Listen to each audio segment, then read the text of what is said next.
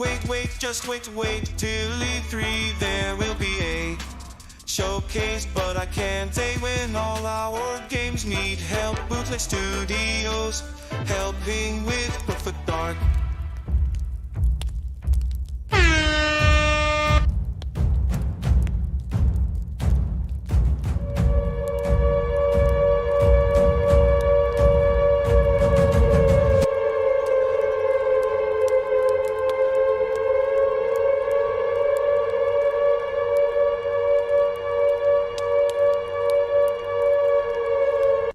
Yo, grinders! How's everybody doing out there? You know what? I gotta lower this thing. Definitely gotta lower this because I come in like blazing in here. Oh, damn. There we go. Yo, what's up, everybody? How you doing? It's Friday, not Friday. It's Friday. Yeah, it is wild. Hey, yo. And we are here. Where the hell's my flames, dude? These flames are going off. Like, reducing my fire. The fire. There we go. Let's get that fire just like in the background there. What's up, everybody? Sorry to keep you waiting. Just wait. Sorry, I had things come up. I had a last minute stuff going on there. But shout out to all the VIP grinders and the grinders coming in the Grindhouse for this Grinds Gaming Bite. It's a wild week. It's been a wild week. Jeff B Gaming. We're gonna go right down. Just wait. Nassim, Compost. How you doing? RP Gaming VIP. Ghostface, Nassim VIP. Man, we got tons of VIPs, man. That VIP Grindhouse is growing. I have to do some more stuff here. I think I am. I've been thinking about some things. I'm excited about the things I'm not telling you about. Oh, man, pause. Oh, yeah, you got it. Jeff B Gaming, what's up? Sam Ash, how you doing? Frogs, how you doing? I may open up the Discord. I'll see. There's just a lot of things I just wanted to get off. There's a lot of things I just talk about here, but I might open that. Bill, what's up, Billy? How you doing? VR Master Race. Yes, that's a good name right there. You bet. I've been in that VR. I step out of the VR, and I'm just like, what the hell is going on here on the Twitter streets? My goodness. What's up, Twisted Sync? How you doing? My God. Does everybody hear me? No, I'm not doing the Friday song, Dweeb. I'm not doing the Friday song. It's Friday. Gonna get out on Friday. Oh, damn. Kicking in the backseat. Oh, damn, pause. Me and my friends on Friday. Me and the Grindhouse on Friday. Yeah, anyway. Pavlov, holy G. Yo, if you have missed my Pavlov stream, that was absolutely insane. Pavlov, woo. I'm telling, See, if it wasn't for all this Philness bull going on, Grindhouse laws in session, and the Grindhouse wants to talk about the VR because it is absolutely incredible. Yo, what's up, Supermod Cheats? How you doing, man? Buck Rogers. That's right. Buck Rogers, I was tied up like a brajol. I was in that thing. I was all tied up. I'm like, the CNET guy was right. I was tied up. Got me tied up. I was duct taped. Damn. I was like, I got out of VR. I'm like, what the hell's going on here? But man, that Pavlov stream was wild, dude. Check it out. What's up, Montana? How you doing? Hit that like button, everybody, as you're coming on in. Share it out. What the hell? The hell's craziness going on here? But yeah, so we got things to talk about. And then hopefully I'll talk about some VR. But man, that Pavlov stream was wild, dude. It was wild. I'm going to tell you two things right now. Again, VR may not be for you. But let me tell you something. This VR, dude, it's smooth and it's clear. And those are two things. But I think the smoothness of it, the detection of the hands and your movement is really, really, like, the frame rate is there. Like, it's incredible how smooth it is, because that really affects a lot of, like, the motion sickness and all that other stuff. But one of the things that I want to just put out there about VR before we get into the nitty gritty and Philness, which I don't even think I have his Philness interview, which we talked about. But one of the things is that it's your actual movements. It's something that cannot be captured from a controller. It's your body. and you doing things that if you were in that situation, you would do. For example, we were doing gun game. We were doing one-hit kill, right, with the golden gun. Now, you had one shot. You shoot somebody, they blow up in all giblets and all the bones and everything like that. It was very satisfying, incredibly fun. But then you look down at your chest and you see that you have a knife. And I'm like, okay, well, that's if I lose my gun, then I use my knife. And it's a one-hit stab, right? Well, I came up with the strategy. I'm like, wait a second, can I do this? Can you? Of course you can. Use your left open hand and grab the knife. Now I'm walking. I just changed my strategy due to my physical being. Now I could wield the knife in my left hand and shoot freely with my right hand. It's not a button prompt. It wasn't a switch to melee mode or anything like that. It was, nope, I got a knife. Let me hold it in this hand and let me use the gun in this hand. And now I had my knife on the ready, so if I missed my first shot, they're going to come at me and I could give them the stab. Now, no, I was not teabagging people. Just wait. Oh, damn. I was not. Now, the other cool thing is now when it comes into a knife fight, you are moving your body in real time to get an edge on somebody as you're trying to stab them. And it was so much fun. Like, I was like moving left and or come around with my left hand and then find like you wouldn't see them on the floor. You'll see like, oh, I got him in his hand, or I stabbed him in his chest, or I stabbed him in his neck. Because you see the knife where you stuck him. But it's physical. It's like you could stab him anywhere, in the foot, in the leg. Yeah, I had the knife and pistol ready, Matt. That's exactly. I had it all ready to go. I was like, let's go. And it was so much fun.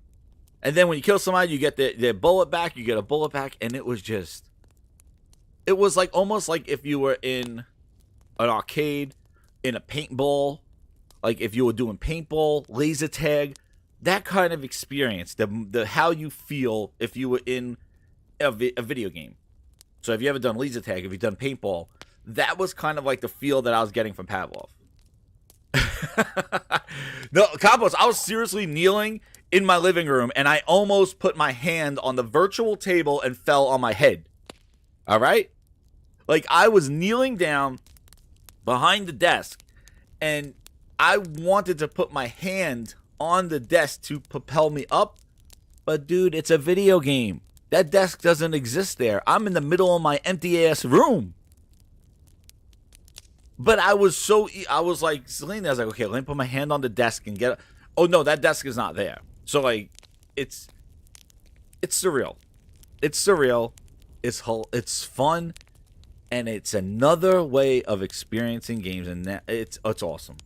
It was great. It was like, and again, if you want to know, like, how it feels, if you ever done paintball, if you ever done laser tag, that was like how that night was in Pavlov. What's up, Jay Summers, member for 11 months. Holy crumbuns. VIP grinder. What's good, Jez at the Grindhouse? PSVR 2 is fire. And then the second thing. You just made the list. And then the second thing.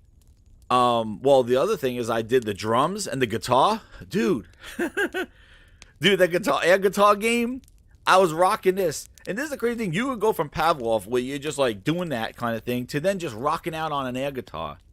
And what's crazy is that after you do it, you put your hands out and there's like lightning coming out of your hands and people are throwing underwear and stuff at you. And guess what? Can you catch it? Of course you can catch it. So I'm catching underwear for extra points. Bras, underwears, boxes, people throwing stuff at me on the stage after my performance. And I was catching it. Wild. For extra points. I was like, can you catch it? Of course you can catch it. This is the stuff, dude. It's so it's freaking awesome. And then from there, why don't you just go climb a mountain? And hell yeah, I went to go climb a mountain. And that horizon, creme de la creme. It is so amazing looking. Dude, I posted some pictures on Twitter, man. When you looked up at the sun, Holy crap. You would think that you were in that world. The way the rays of light come through your hands when you put your hand up and look up at the sun, you're like, yeah. And then when you're climbing those mountains, and that other picture I took, you climb and pull, and you look over the lip and you see the waterfall coming down and the birds flying.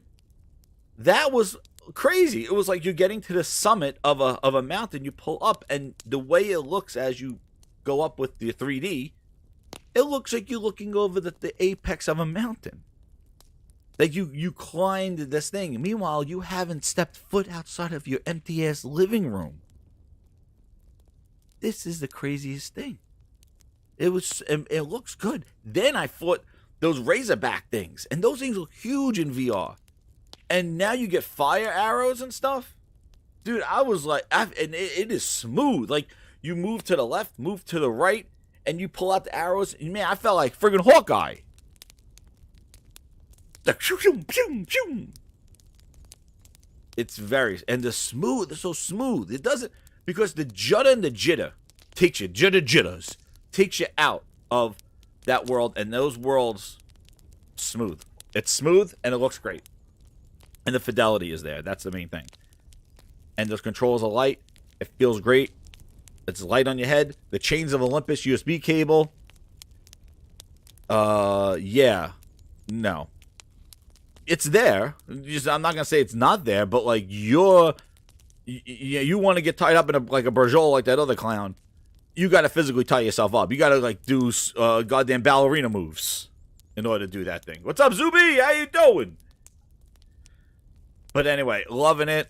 Loving it. I'm going to do some more. I might do some Moss 2. I got to do that for review. For preview impressions, I'm going to do some Moss 2 as well. But Moss was pretty whack, too. I did that stream as well. What's up, Carl? How you doing? Asim. But, yeah. Wild stuff. I'm loving the VR, too. And then jumping out of that, just putting that on the shelf, hitting the off button, putting that thing, and then getting the controller and wrapping up God of War. I'm right near the end. Incredible. The way they told that story, they're telling it. I can't wait. I'm doing the big finale. I'm waiting for a good time where I have some time that I'm just going to finish that. And then jumping into Destiny. It's just crazy that it's all in. I love it when it's just all in one place. Like, it's all there. You get that experience with VR, you put that going, man, that was awesome. That was as if I went to paintballing or went to laser tag. Put that on the shelf. Now let me boom. Let me get my friggin' incredible Edge controller and let's play some Destiny. Let me play some God of War. And jumping from those experiences and then VR and back, it just makes a gamer happy. That's like, you're just like, yeah. So it's all about, dude. So it's all about. And that's what it's all about. But, for one company, that's what it's all about. And then there's the other guy. So one's doing their job. The other one, you must be the other guy. Philness, that must be him. Because he went out. He had to get out there. Satya's like, guys, we got some news here.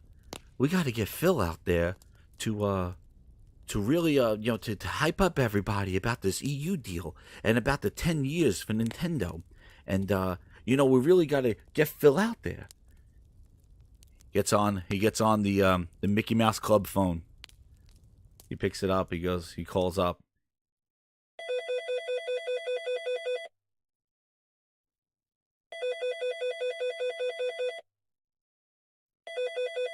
Pick it up.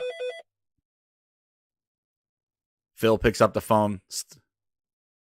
Satya had something to say to him. Satya gets on the phone with Phil. And so everything that we are doing with our content, with our our cloud and Stuttering Satya gets on the phone to Phil. Phil picks up the phone and Stuttering Satya goes, "Hey Phil, get your outfit on. We need you over there. Do an interview with Xbox On. It's rehearsed. Don't worry about it. They'll let you say whatever Philness. They won't challenge you. They won't ask any questions, but just go out there and say what you got to say, Phil. We need Mickey Mouse now." And there goes Phil. Oh, okay, so there, Mickey Mouse, I can go talk about the EU. Gotta get that Mickey Mouse out there, you know? Philness Mouse, get him out there, because that's what he is, the goddamn circus. Get the Mickey Mouse Club out there. Phil has to get out there. Okay. Great games. COD. It's not about that. It's about mobile games.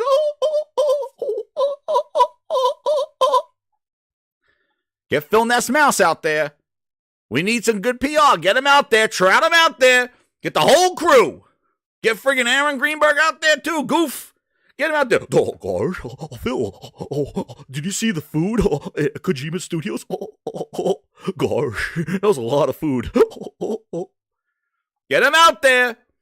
Get that. Get Goofy Greenberg. Send him out to Kojima Studios with jackets that don't even fit his ass. Tight as can be. Get him out there. Send out the Mickey Mouse Club. Here they come. Let's send them out. Satya's like, call. We need help. Send Mickey Mouse, Philness Mouse, get over there to Xbox On. Greenberg, get over there. We need you over there with Kojima. Look like a friggin' clown over there with the jacket don't even fit you. Send them out. Oh, the EU is making a decision. Send them out. God damn. Send them all out. Philness Mouse. Oh. Goofy Greenberg. Gosh. Send them all out. There they go. Goddamn. Greenberg, get them to Japan. Send them to Japan. Send them to Japan. Let's make these real tight jackets that don't fit anybody except Kojima. Looks like everybody's wearing Kojima's size jacket over there. Let's talk about games, right?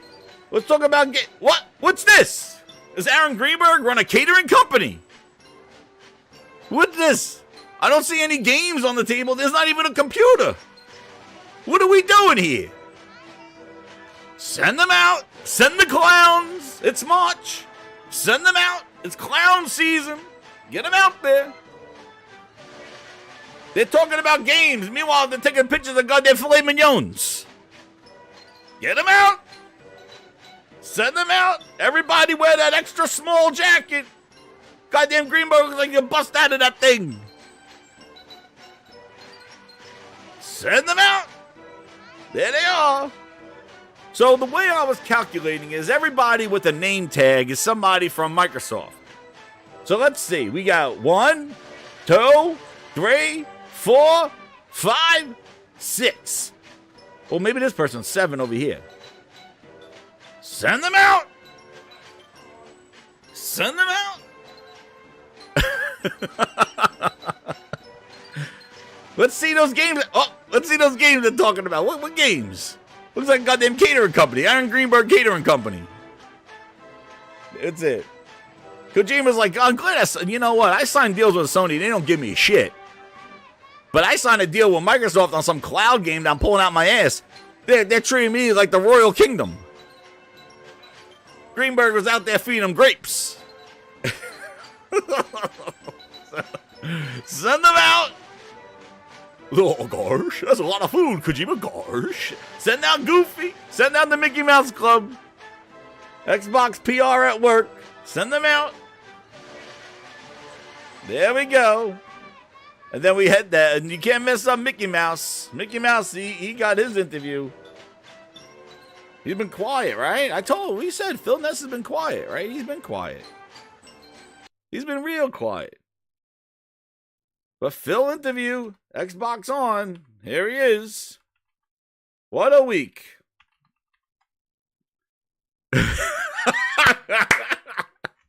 Steve Orman just said the 4th C to the 3 C's. The 4th C is catering.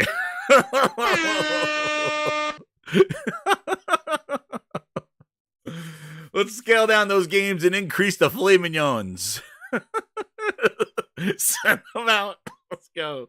Send out the circus. No, man. Send them out. Send them all out. There we go. Send out the Mickey Mouse Club. The only one they're keeping away is Booty because he can't talk straight. That's Booty ass Goofy. They can't talk about it. Booty, say something. They can't talk about Booty Duck. They can't talk about him. He just talks like this. What is he saying? I don't know.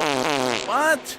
What do you mean delayed, Booty? Talks out his ass all the time. What?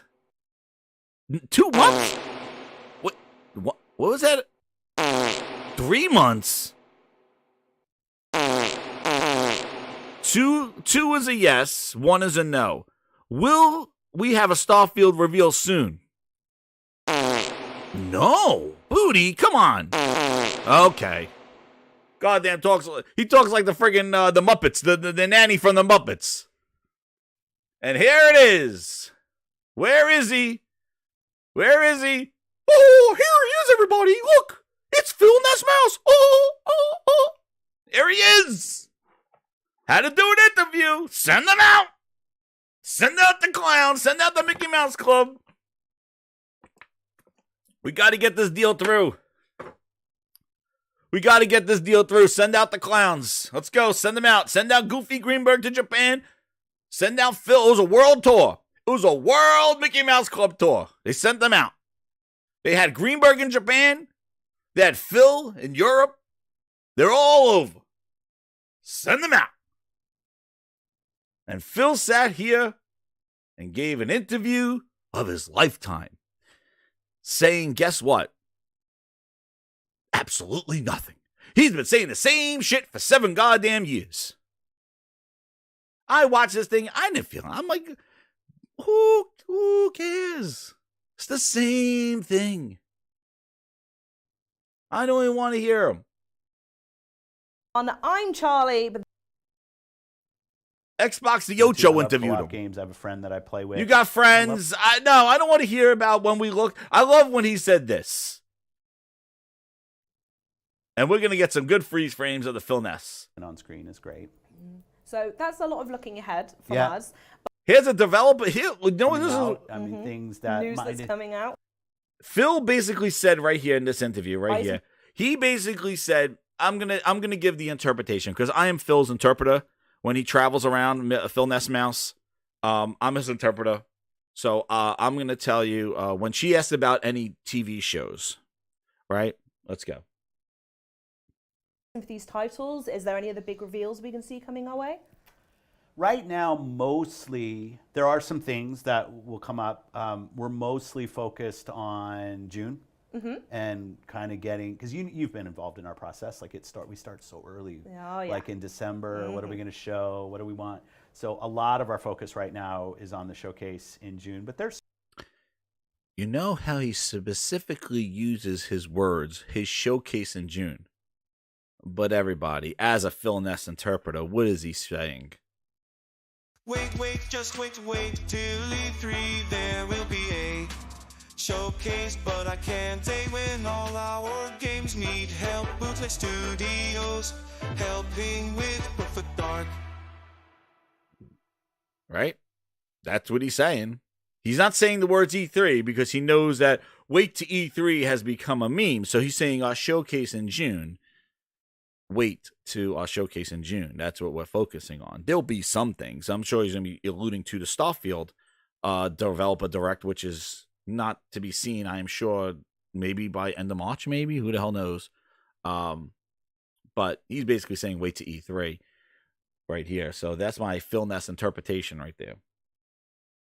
some news that's coming out. I mean, things that news that's coming out. Like, you know, like we did the GoldenEye. Yeah. I was thinking like, you know, GoldenEye type announcements. So there'll be things in A GoldenEye type announcement.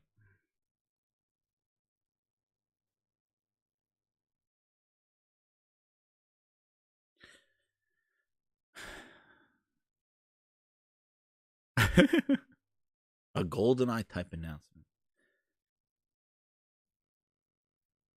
This man is cooking with dirty ass beans. Why are we so excited about his teases? Ooh, he got something.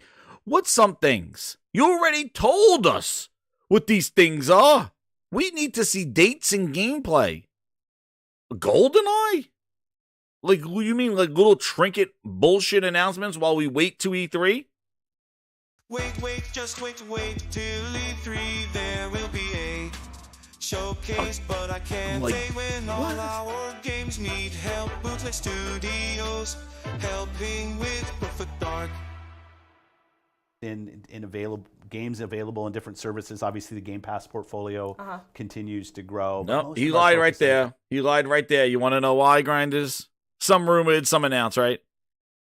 Games available. When Phil lies, he makes some crazy ass faces. All right, and I saw it right there. You got to be real. You got to be real slick. And as a Philness interpreter, I'll show you. When he said Game Pass is growing, he lied. Watch. Available in different services. Here it comes. Obviously, the Game Pass portfolio continues to grow, but most of our focus. Wait, it was right here. Is this coming out? Like, you know, like we did the course, GoldenEye. yeah. I was thinking like, you know, GoldenEye type announces. So there'll be things in available games available in different services. Obviously, the Game. Well, there it was. There it was. Da, da, da. I just gotta do like a meme. Like, da, da, da. Where's his face? He lied. The Philness lie. Where is it? News that's coming out. I mean, things Some that announced, might- some rumored. Like, you know, like we did the Of course, GoldenEye. I yeah. was thinking like, you know, GoldenEye type Can't freeze it announces. on So the there'll be screen. things in available games available in different services. Obviously, Wait. the Game Pass Oh, portfolio continues to grow, but most of our focus as a team is really on getting ready for Showcase. We've got showcase. Redfall coming. We've got Minecraft Legends coming. We've got Starfield coming. We've got Forza coming. So What? There it is. He said his. we've got Forza. Whoa, what was that, Phil? It's not just Forza. It's. Yeah. We've got Forza. Whoa! You see his face light up when he said we got Forza coming. There it is. We got. Dude. He is regurgitating. Dude, it's coming. It has been coming. It has been delayed. Starfield in and out. Like, what are you. Like, this was something that's supposed to come out last year. Why are you teasing it now like it's coming out like it's something new? Oh, we got Starfield. This was supposed to be out last year. It's the one-eyed Phil. This was supposed to be. We got we got Minecraft Legends coming. Like, what are we doing? What is it, Phil? What is the real truth? What is it, Phil? We know what it is. We know what it is. Wait, just wait till E3. There will be a showcase, but I can't say when all our games need help. Bootleg Studios helping with Perfect Dark. Hi, it's Phil. I in court with the FTC. I got no games. Teasing old ass news like it's something new.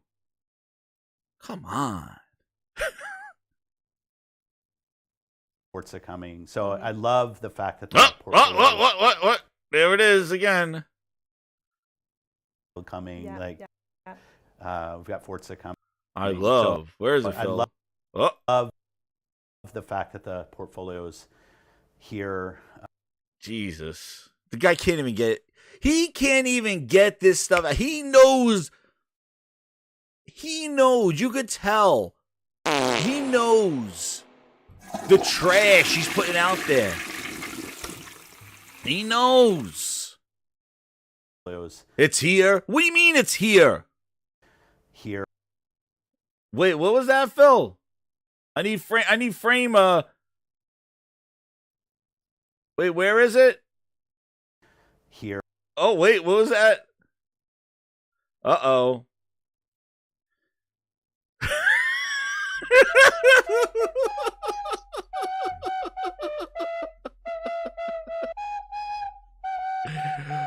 Oh, man. Grind is gone. Damn.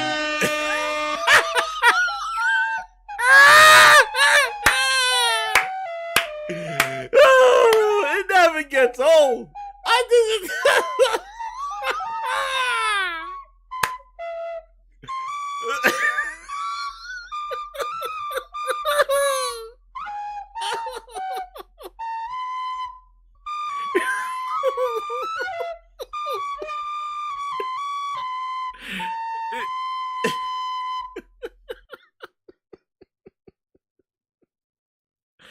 It's here, he says.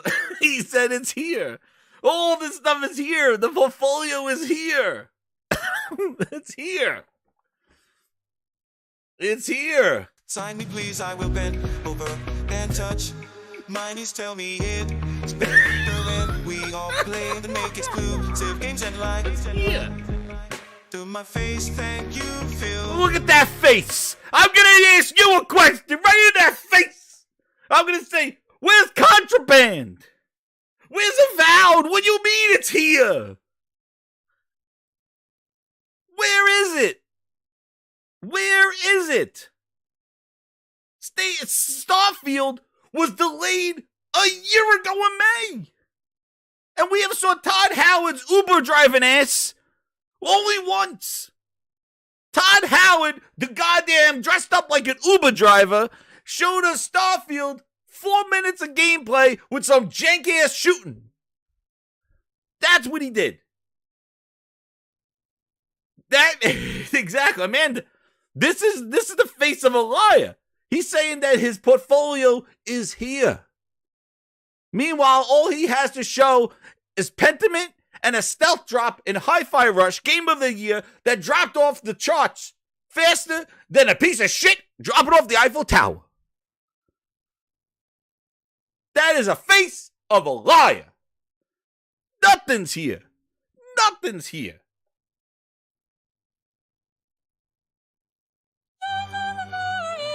Philness has come, let's go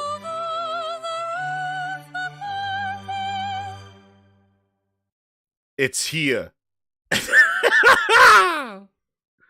hell out of here. It's here. Here, and people are starting to play and starting off the year with Hi-Fi. People are starting to play. Who is he talking about? Who?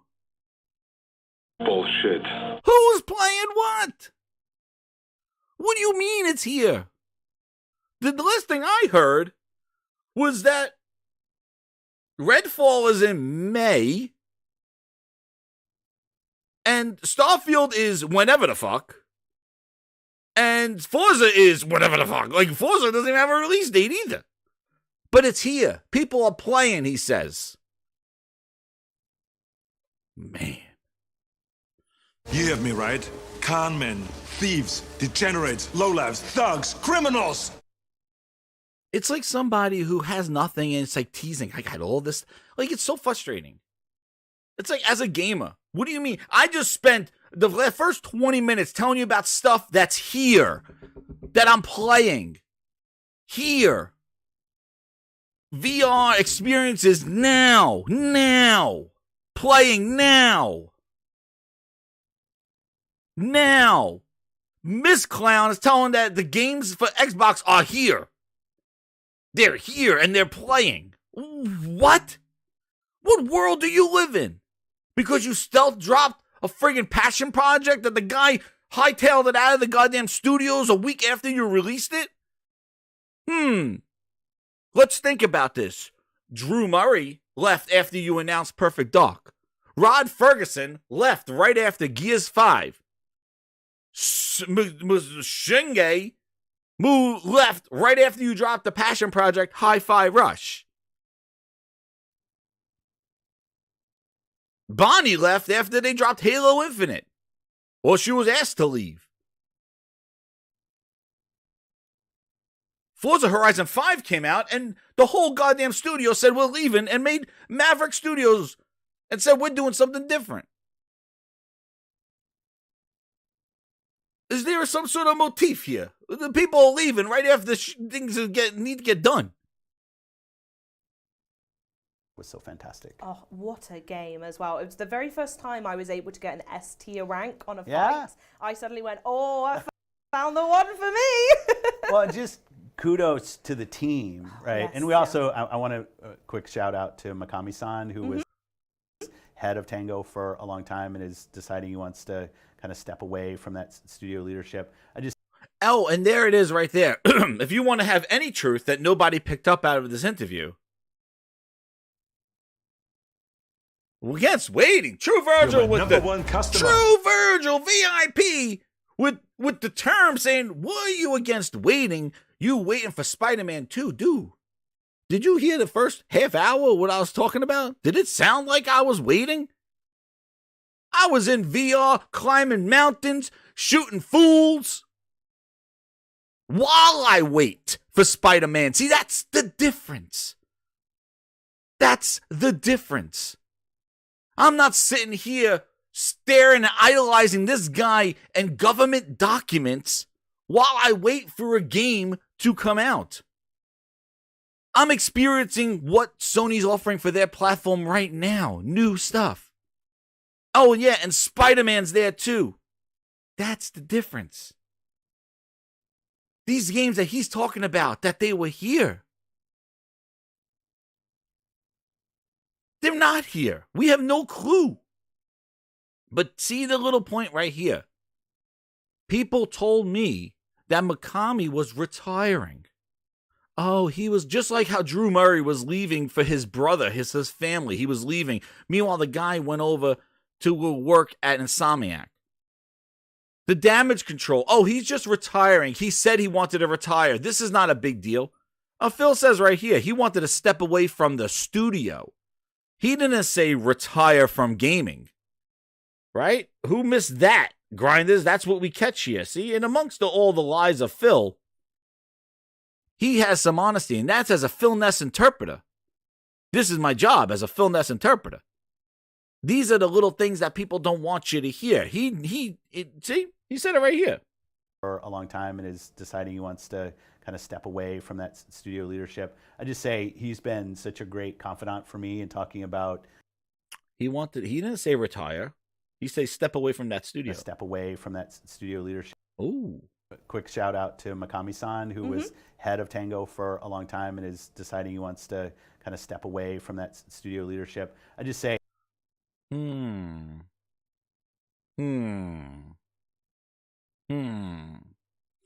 That don't sound like he's retiring from gaming. It sounds like he wants to do something else, and he doesn't like what Tango Works is doing under Microsoft. That's what that sounds like to me. He's been such a great confidant for me in talking about things that we should. And we've seen this. Phil used him as a way of entry into Japan. Now, obviously, when they sent the Goofy out to go talk to, out to Japan to Hideo Kojima, they're trying to use him as they're into Japan. True Virgil, he goes, I saved money from Game Pass. I bought my first car. Oh, damn. Oh, damn. Game Pass saved his life. Saved my family, Game Pass. Saving families left and right. You know what, True Virgil? You deserve it. There you go, man. Oh, and second us too. New games are coming fast. 12 minutes and 80s. And they're all on Game Pass. Some of them are like a Requiem. What to play first and what to play last. Star Ratchet 2, Ground, Shroom, and Doom. Cause they're all on Game Pass. Among Us, the Ascent, and more. To be doing better in Japan. And So there it is. We He need left. the opportunities that we have, but most important, really growing that studio into a position that launches something like Hi-Fi, which is totally out of what people would expect is their wheelhouse of games. So just thanks to Mikami-san for all the great work that he's done. But yeah, having Hi-Fi kind of shadow drop there and do really well. Like people Phenomenally just, well. yeah, And was the nice. same with as GoldenEye as well. Yeah, What a week that yeah, was for everyone, yeah, right? Yeah, it's just, and it's been this steady flow, and then Age, and just boom, boom, and it's going to continue when I look at the portfolio of things, especially for Game Pass. Like MLB's coming, like all this stuff is just great. Yeah, it's going to be a really good one. And talking of which, Forza Horizon 5 has just dropped their new I want to know, maybe not now I've said it, but it is a really, really good pub, and they do great We don't care about the pubs. In go to my acquisition pocket. What should I do today? Yeah. So I'm And I think for the industry, and I think this is right, So she asked, how's for this? the community, the Xbox community, there's a lot of anticipation, a lot of excitement. Like anytime we're making big moves, people that are supportive of what we're trying to do and what our vision is, we just get a lot of excitement. I think for the industry, and I think this is right, there's questions about, well, what does this mean? What does consolidation mean? Yeah. Like, how is this going to affect competition? We're obviously spending a lot of time with regulators on those same questions. And I think for a deal this size, that makes the right sense. Like, we should be able to have open and honest conversations about what is this. I think if you take a binary position of every kind of business move is wrong or every kind of business move is right, that's probably not the right way to do it. But thinking about competition and are there kind of remedies that we should put in place to ensure that healthy competition matters, like I'm very supportive of that. But it has been fun to see the Xbox community just see that the company's behind continues to be behind what we're trying to do. And I don't get it. And I can't wait to get it done. Yeah, me too. Cannot wait. And I'm always curious to know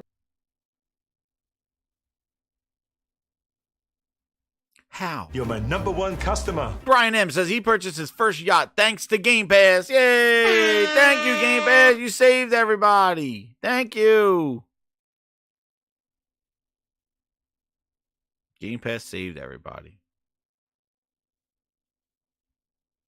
Let's talk about Game Pass a little bit more, since that's a big bet for Microsoft. How many subscribers do we have now? And it does seem like a really good deal for the consumer, but what about the Microsoft investor? How is this a moneymaker for Microsoft? Our last public number was 25 million subscribers that we've talked about. We get an update? Not right here, but we did talk about growth on PC. So our Game Pass subscription, not expecting everybody's following the video game market, is available on gaming consoles and on personal computers. And you can subscribe in both places. We're seeing incredible growth on PC. I think Satya Nadella, in our earnings yesterday, the CEO of Microsoft talked about, I think, 130, 140% year-over-year growth on PC, which is really where we're focused. On console, I've seen growth slow down on Game Pass, mainly because at some point you've just reached everybody on console who wants to subscribe. And we don't see subscription, unlike some other forms of media that have really moved almost solely to a subscription business. Today, Game Pass as an overall part of our content and service revenue is probably 15%. You're my #1 customer. I don't think it gets bigger than that. I think. Uh-huh. True Virgil says, I stand behind Phil, hard and ready. Oh, my goodness. Oh, my goodness.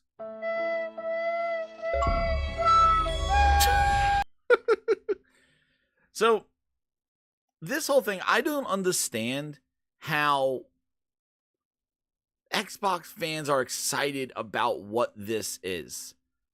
You were getting Call of Duty anyway. The only excitement I see people is like, oh, he's just going to put Call of Duty, a game I really don't care about, in Game Pass. It's going to make my Game Pass better by him putting Call of Duty in there. I don't understand it. And it's like, and see, he plays into like, oh, they love us seeing make big moves. No, man, just make great games. Like, people want to see the games. Enough with the moves. You've been doing moves since 2018. You're like a dude at a party looking at the dance floor going, you know what, man? I got some moves. I'm going to rip up that dance floor. Dude, I can't wait to drop on those dance some moves. I got the moves. Everybody knows I got the moves for the dance floor. And he's talking all night, but he doesn't go on the dance floor and dance. I got the moves. Dude, get out there and dance. No, I got the moves. I got all these new shuffles and all this other stuff, the truffle shuffle and all this. I can't wait to do them. Didn't do them. The dance was there. And guess what happens? Party's over. The guy never went on the dance floor. He got the moves. Enough. Why are people celebrating you spending money without a product? Know how much we spent on this? I don't understand how that's exciting. And the thing is that, and I said this before, in order for Microsoft to be competitive, they need to leverage Call of Duty, but the problem is that what they're telling them they need to do doesn't make them competitive. Do you think they're going to bring in Nintendo fans into Xbox ecosystem by making Call of Duty for the Switch? No. In order for you to be competitive, you need to take away from your competition and grow. what you're doing is not growing. You just added another console for Call of Duty. You gave yourself more work in the future. That don't sound very promising. And nonetheless, the weakest console. Weaker than your booster. You just basically diluted Call of Duty in your promises. You didn't enhance it. You diluted it. You just said, well, now Call of Duty is on the weakest console ever, feature complete. Oh my God. As an Xbox fan, as a Call of Duty fan, as a PlayStation fan, that don't sound very enticing. That sounds like, for the next decade, they're going to make a Switch game. Meanwhile, they didn't have to worry about that lowest common denominator and worry about if it had to run. They didn't have to do that.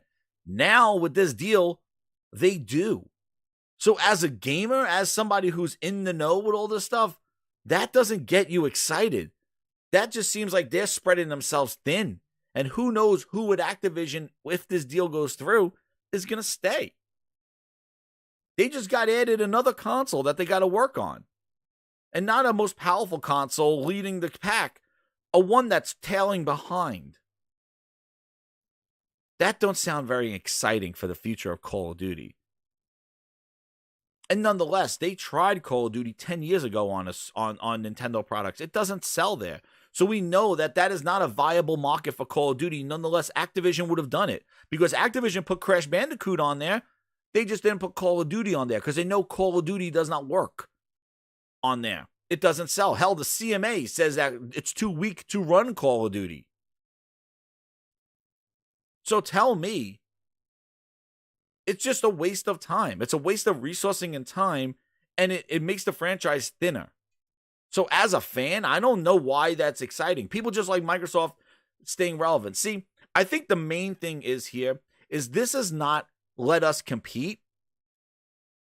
Instead, what this is, and you could tag this, take this to the bank. Not let us compete. This is more, let us be relevant. Give me relevancy. This is not let's me compete because you are not competing. You are putting this thing everywhere. You're putting this thing on a Switch. You can't take Call of Duty away from Sony. Take Call of Duty away from PC and put it on your services. That's what you need to do to grow and compete.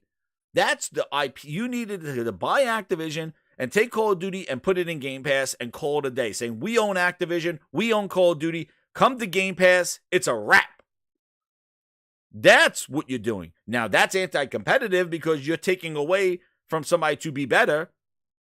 That's the problem that they're having. But that's what they need to do. Because if you remember a year ago, when people said Call of Duty is owned by Xbox, when they were putting Aaron Greenberg with Crash Bandicoot, it was all that they're taking this away from everybody. But now all of a sudden the deal is like, well, who thought a year ago that the deal would wind up that Nintendo gets Call of Duty? That's a W for Xbox fans? Xbox fans really care if Nintendo plays Call of Duty? That's something exciting for you? That's what he says. And I can't wait to get it done. Yeah, me too. Cannot wait. And I'm always that we should put in place to ensure that healthy competition matters. Like I'm very supportive of that. Mm-hmm. But it has been fun to see the Xbox community just see that the company's behind continues to be behind what we're trying to do. Yeah. And I can't wait to get it done. Yeah, me too. It's exciting for Xbox fans to see that Microsoft is behind Xbox. That's what he just said. The company's behind it. That's what Twitter has told Phil. That to satisfy an Xbox fan, they just got to say that Microsoft is behind Xbox.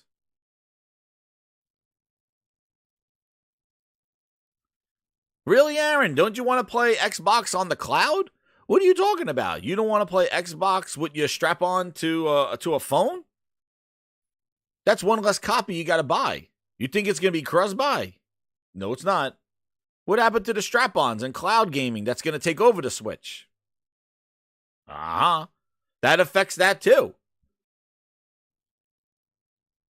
Cannot wait. And I'm always curious to know, from Xbox's perspective, how do you see, or why do you even see Activision as an exciting prospect to have within the Xbox family? Yeah, because we spend so much time talking about Call of Duty on PlayStation. Like, it's just the topic, because I think it's, not to minimize it, it's kind of the easiest topic to go to. If you think about Xbox as only people who play on console, then you say, okay, how does this impact our competition with PlayStation, another console? I'll say from the beginning of this, it was never about that. We never had in our model anywhere where we're pulling Call of Duty or something away from PlayStation. Cackling. No, yeah, and I know for the Xbox community specifically, they might eye roll at this, but as we think about what we're trying to do at Xbox, now they'll eye roll. We want to build a gaming platform where the world's best creators can build games to reach players anywhere. Yeah. Whether they're playing on console, great. Playing on PC, playing on their smart TV or their phone. They are building a third-party publisher. That's what they're doing. And what they're trying to do is I've always said this here. It's the Mixer approach, exactly what they wanted to do with Mixer. If we bring Ninja and Shroud to Mixer, that will attract more influencers from Twitch, from other competing platforms to come to Mixer and stream. They're doing the same thing.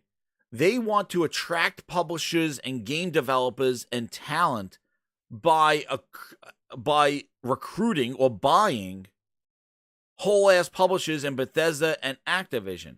That is their funnel. They're like, hey, look at us. We got the biggest publishers here that work under Microsoft. Why don't you come here? They're trying to compete against Embracer and Tencent. That's what they're trying to do.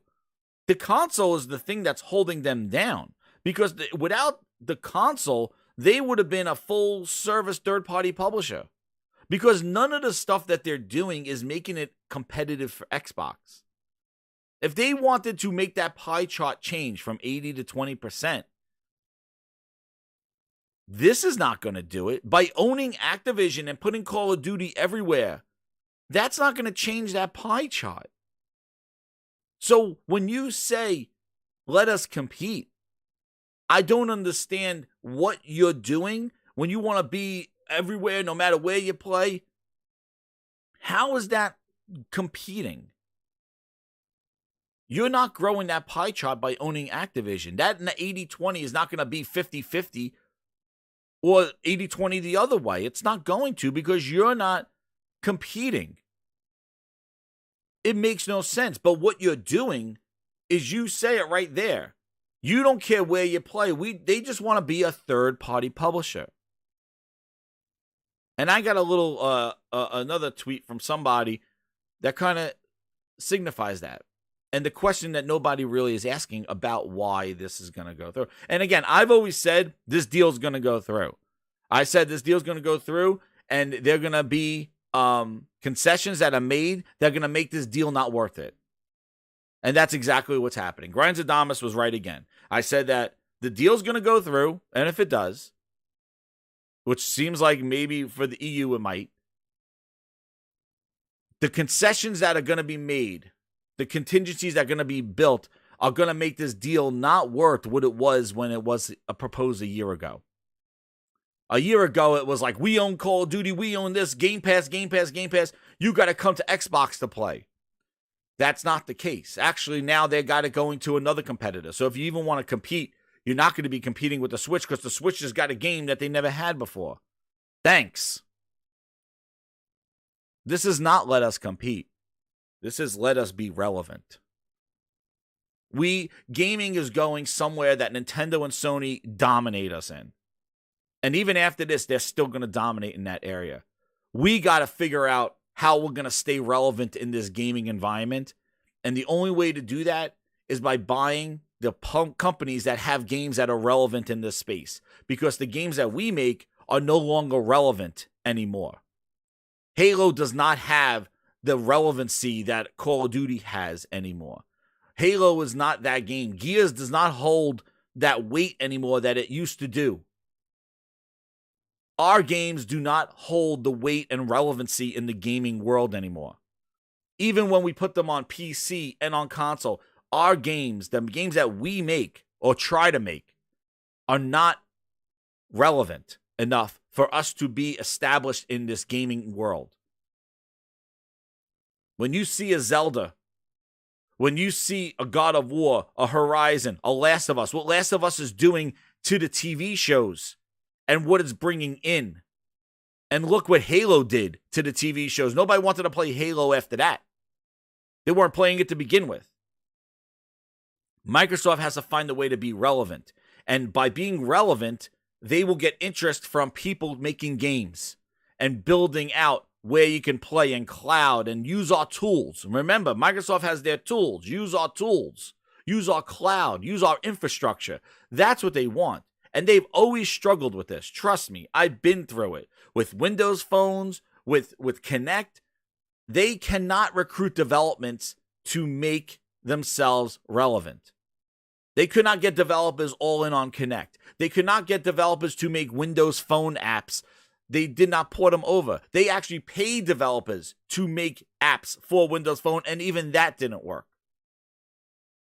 And they want to be relevant in mobile. Dude, they will 1/3%. If they kept patient and kept Windows Phone in there with a third operating system, they would have had a better platform and a better chance to take place in mobile than they did now. But instead, Microsoft lacked the patience and just pulled out of the mobile immediately. Satya was the reason.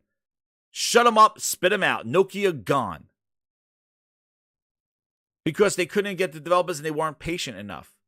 And now you're going to be in the mobile space. That's his next topic. You're going to be mobile. You want to have a place in mobile? You had it and you lost it. And that's what I always said about the VR. They shut that whole thing down. But now if VR ever becomes bigger and grows, you can't come, you're going to come back. Me too. What are you going to do? Go buy Oculus? You're going to go buy Meta entirely? And now we're VR too. Just think, that's exactly what they're doing now. Because when they don't have VR now, and everybody's doing their VR thing, if VR blows up in the next 5-6 years, if it ever gets bigger, and Microsoft says, hey, we got to get in this VR space, they're just going to go, what? Buy Meta. Go buy HTC or something like that. That's what they're doing now. They had a years of just a lack of games that they lost relevancy. And now they're trying to buy themselves back into relevancy. They haven't released games since 2018 that were worth the damn. Everything was a meh. Everything was a wait and see. We're sorry, bugs. Just wait. Here's some announcements of games that are far off.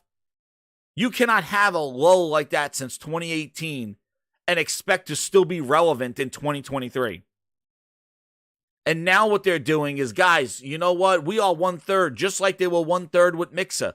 What do we need to do here? Well, go buy Ninja, a.k.a. Bethesda. Go buy Shroud, a.k.a. Activision. Make them play on our platform.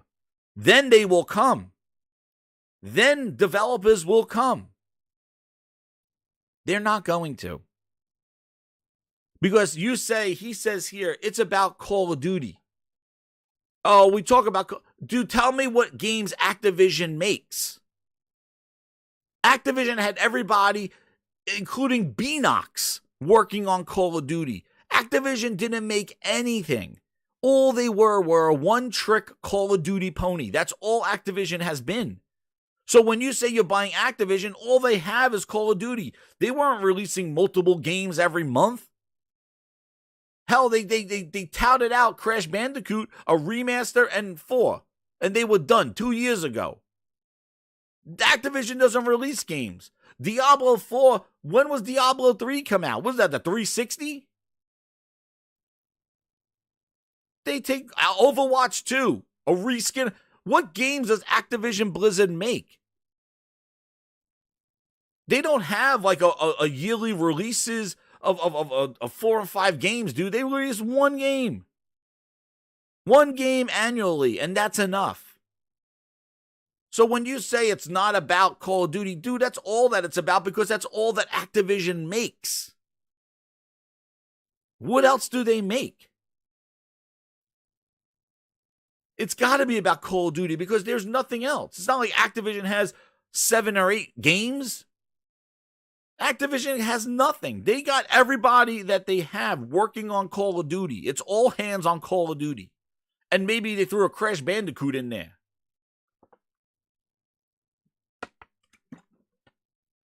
So it is about Call of Duty. Exclusive mean to you? We want to increase the places where people can play Call of Duty. I think a little bit like Minecraft. I think when we acquired Minecraft, our monthly active player base was 20, 30 million. I'm doing this from memory, but I think that's about the size that Minecraft was. And I think it's about maybe 120 million monthly players on Minecraft. And you do that, obviously, first and foremost, by nurturing the creative, make sure the game evolves and the teams have the resources they need. How about that 4K ray traced update for Minecraft, Phil?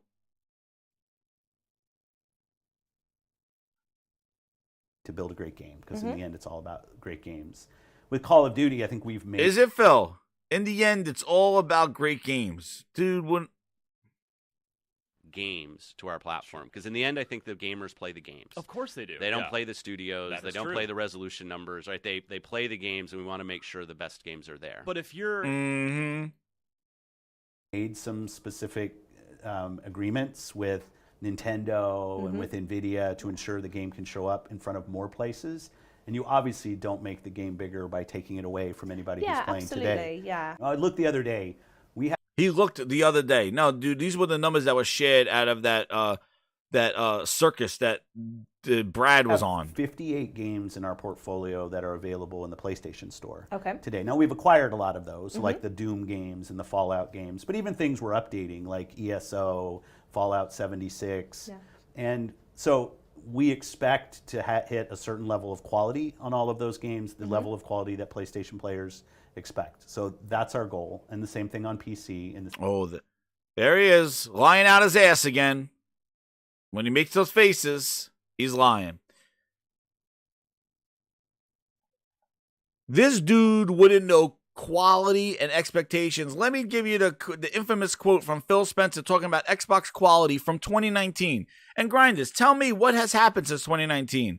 Was Halo Infinite quality? Means when I think about Xbox, I'm going to think about quality games. We have work to do there. We haven't done our best work over the last few years with our first-party output. That's always been a hit on the company on that. Whenever I hear some criticism. Yeah, I don't know if I'd say always. Like I think we've gone through times. Not to throw mud on you, but I have to know that's a fair. I think it's something fair to say. It is. It is. Fair It's quality. He doesn't know quality. That was 2019. We haven't done our best quality work in the last few years, he said. And proceeded to release Craig. Craig came after that interview. Quality. I wouldn't trust quality from you ever, considering your track record with quality. Crackdown was your favorite game, your favorite franchise. Crackdown quality? Didn't even have party matchmaking at launch. It took a month and a half for them to get that together. Party matchmaking in the 4 maps that they released with VR damage, or whatever, some stupid damage. Quality. He was talking about quality. 2018, 2019 in that interview. Do you trust him? Do you trust that he knows what quality is and he's going to deliver that quality of Call of Duty? Dude, he's not going to know quality. Activision's going to probably know quality, whoever remains there. The same thing on Nintendo. Same thing on Nintendo. Exactly. He said quality, never good, bad quality, right? Text when we say available everywhere or not exclusive, we want to make absolutely the best version of Call of Duty for any player on any of those platforms. And does that include anything in regards to exclusivity in regards of content? No. Or maybe like No. Warzone-based access? No. Nope. No, we're not. Love that. And that's the thing. Yeah, nothing with content, but nobody is saying, see, when nobody's asking him is distribution. Nobody's asking, well, Phil, it's wonderful that you're putting a $70 game on PlayStation, a $70 game on the Switch, a $70 game on Steam. But are you going to now offer that game for Game Pass price? Because now that seems to be your move, because nobody's bringing that up, because that's the leverage that they need to talk about. And I thought the CMA did bring this up in Grindhouse Law. I thought the CMA did bring that up, going, well, wait a second. If you're going to leverage this in your cloud services and your subscription services, how are you going to do that? And then I think the Microsoft was like, well, then Sony could just put Call of Duty in their service. And Sony's like, no, we don't want to do that. I think that's something that came up with that. Because we're talking about content restriction. But let's see. It was I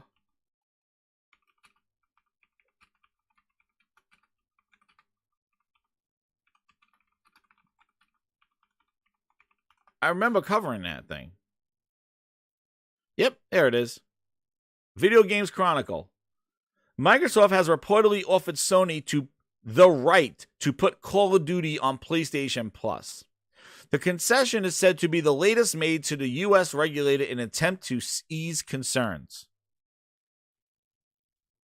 According to Bloomberg, which claims the offer has been made to appease the U.S. FTC $70 billion acquisition, the publication claims that Microsoft has offered concessions in addition to its 10-year offer release of the franchise of PlayStation consoles. It recently entered a similar agreement with Nintendo. Bloomberg understands that Sony has yet to accept the deal as it continues to fight against the merger. Microsoft, given the ability to include the franchise as part of it, giving Sony the ability to include the franchise as part of its subscription.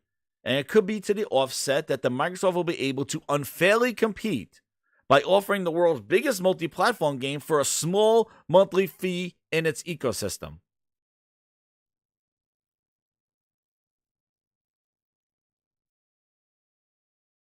And there you go. So they did. So is that Sony's deal? Is that what's going on?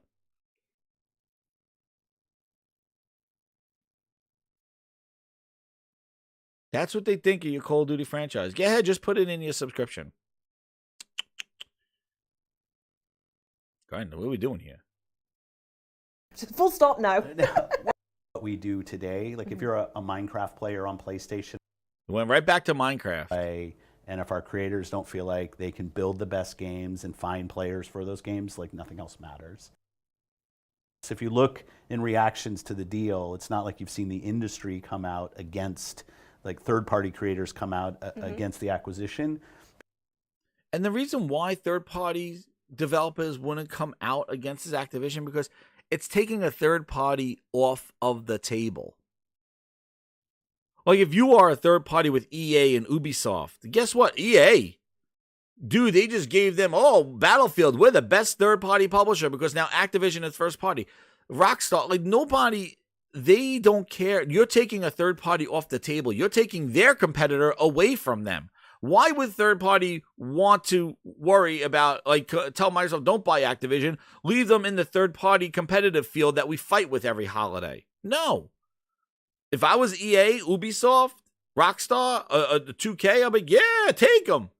That's my competitors now off the table now. Now they're embedded with you. They're not a third party anymore. So now when they look at third party, success, Activision now cannot nullify us by Call of Duty just destroying the third party rankings. Now maybe EA could step up, maybe Ubisoft. Why wouldn't they? Of course they wouldn't care. Exactly, Don John. That's it. EA and Take-Two are hoping their biggest competitor gets bought up and even dies. Who knows?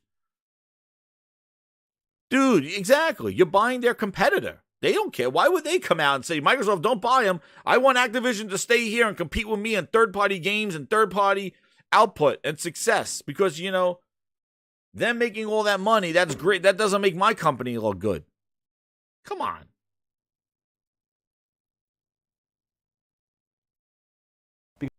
Because we're trying to create a larger marketplace for people who are building games across more screens. I still don't understand this. Call of Duty is everywhere. It is on every phone. It is on every iPhone, every Google phone. It is on every major platform. They decided not to put it on a Switch because they didn't see a financial benefit to do it. It doesn't make business sense. I don't understand what he's talking about. Who wants to play a streamed version of Call of Duty on your xCloud when they could play native Call of Duty on their phone? Different business models help players, and it helps creators as well. And that's our job. And in the end, this has to benefit players and creators, or it hasn't been successful for Xbox. So on the topic of exclusivity, some people have pointed out that when you guys over at Microsoft acquired Bethesda ZeniMax, that Starfield was stated as a title that wasn't going to be exclusive to Xbox, but has since switched. So I'm wondering, or at least I know some people are going to be wondering, is that going to happen to Call of Duty, or what's to stop that from happening there? I don't think I ever said Starfield was not going to be exclusive to Xbox. You know, now you said that, people are going to go through and watch hours worth of I know, content. and so I like the almost certain- confidence. Yeah, because I think what I said is we're going to take it on a case-by-case basis. I said we're not going to pull games that are on other platforms, so we'll continue to support the communities of games. And you know, as Elder Scrolls Online has been doing their annual drops and their content drops, those have been on PlayStation, those have been on PC, those have been on Xbox. All the PC for some of those ships a little bit earlier, but the console versions ship at the same time. We've updated Fallout 76 on all the platforms. We're going to take it on a case-by-case basis. So on the topic of exclusivity, some people have pointed out that when you guys over at Microsoft acquired Bethesda ZeniMax, that Starfield was stated as a title that wasn't going to be exclusive to Xbox, but has since switched. So I'm wondering, or at least I know some people are going to be wondering, is that going to happen to Call of Duty, or what's to stop that from happening there? I don't think I ever said Starfield was not going to be exclusive to Xbox. So let's see. That from happening there. Wasn't going to be exclusive to Xbox, but this has to benefit players and creators, or it what was that again, Philness? So on the topic of exclusivity, some people have pointed out that when you guys over at Microsoft acquired Bethesda ZeniMax, that Starfield was stated as a title that wasn't going to be exclusive to Xbox, but has since switched. So I'm wondering, or at least I know some people are going to be wondering, is that going to happen to Call of Duty, or what's to stop that from happening there? And there he spins it around to, I never said it. She never said you gonna say it. She never said you told us it was exclusive. He's saying I never said it, but what we are doing, it is right. Here we go. I guess one of the big discussion points that exists around Starfield now is the Xbox and PC exclusivity is finally confirmed, and I guess the question around that is, at what point did that become a consideration for you over the course of development within Bethesda itself, and how did it impact both the development and also as something that you would know, particularly like your plans for marketing, because you obviously go from speaking to a massive base wow, of customers to kind of focusing it down a bit, right? When did that become a consideration, and how did you approach that? Well, it wasn't a consideration until we got bought by Xbox. And then as part of Xbox, and we looked at what we were doing, it is going to be exclusive on PC and within the Xbox ecosystem. And I think it's important to phrase it like that, only because, you know, recently within the last week, Phil has talked about how they're looking to expand that, right? And other ways they're looking to bring Xbox gaming to folks who don't own a Series S or X or even a PC, but want to play the kinds of games that, you know, we're bringing to Game on your Pass and we're bringing to Xbox. So wherever and however that Xbox ecosystem expands, obviously we're excited about that. Phil is even selling him on a fallacy, on a promise. You see what he says, like he even like rolls his eyes going, Xbox ecosystem, like whatever that means. We're bringing to Game Pass and we're bringing to Xbox. So The flip side, the other thing you asked about is like, what is the impact on development? Well, I'm here to tell you, and any dev will tell you this. You go to fewer platforms, your development gets more streamlined. You're not worrying about, well, how does it work on this box versus how does it work on that box? We're not making it on that box, so it just needs to run as well as possible on this one, on a PC. Narrow focus always helps. And grinders. There it is. Exhibit A, B, C, D, and F. There it is. He just promised Call of Duty on a Switch. What did Pete Hines just say? Hit that goddamn like button. More facts. I brought this video to you. I brought it to the world of Twitters. Now I bring it to you again. What did he just say about focused development? And tell me Call of Duty on the Switch is what everybody wanted. Hit the like button. Here it is, right here, from the horses and the cow's mouth. Well as possible on this one, on a PC, narrow on. Right there. I'll tell you this. You go to fewer platforms, your development gets more. Wait, what was that, Pete Hines? Well, I'm here to tell I need you, to see you in any full dev will tell you 1080p. this. You go to fewer platforms, your development gets more streamlined. You're not worrying about, well, how does it work on this box versus how does it work on that box? Oh. We're not making it on that box, so it just needs to run as well as possible on this one, on a PC. Narrow focus always helps. Same is true, by the way, for a game like Deathloop, right? When we decided to do a partnership with Sony on Deathloop, and that game became exclusive to that platform, that development got more streamlined because we said PS5 and PC, that's what we're focusing on. So I think in that way it does free up the developers a little bit in terms of what they're trying to get the thing to be the best game on. When you have fewer of those, it's going to go a little better. And like you mentioned, Oh, there it is. Lord have mercy. Lord have mercy. There it is. There it is. Aaron says hashtag blame Sony. Sony's the reason why Microsoft had to put it on the Switch. Oh, Jesus, Aaron. You're golden. You're golden, Aaron. I'm going to play your song. Here we go, Aaron. You get your song. Here we go, Aaron. Sign me, please. I will bend over Golden. and touch. My knees tell me it's better when we all play and make exclusive games and like. To my face, thank you, Phil. I got one more. Xbox's hands of OSS first development. My name is Matt Booty. Here is your coffee order. 2 creams, 1 sugar. Aaron's golden. Golden, Aaron. He's golden. He says it right there. Hashtag blame Sony. There it is. There it is.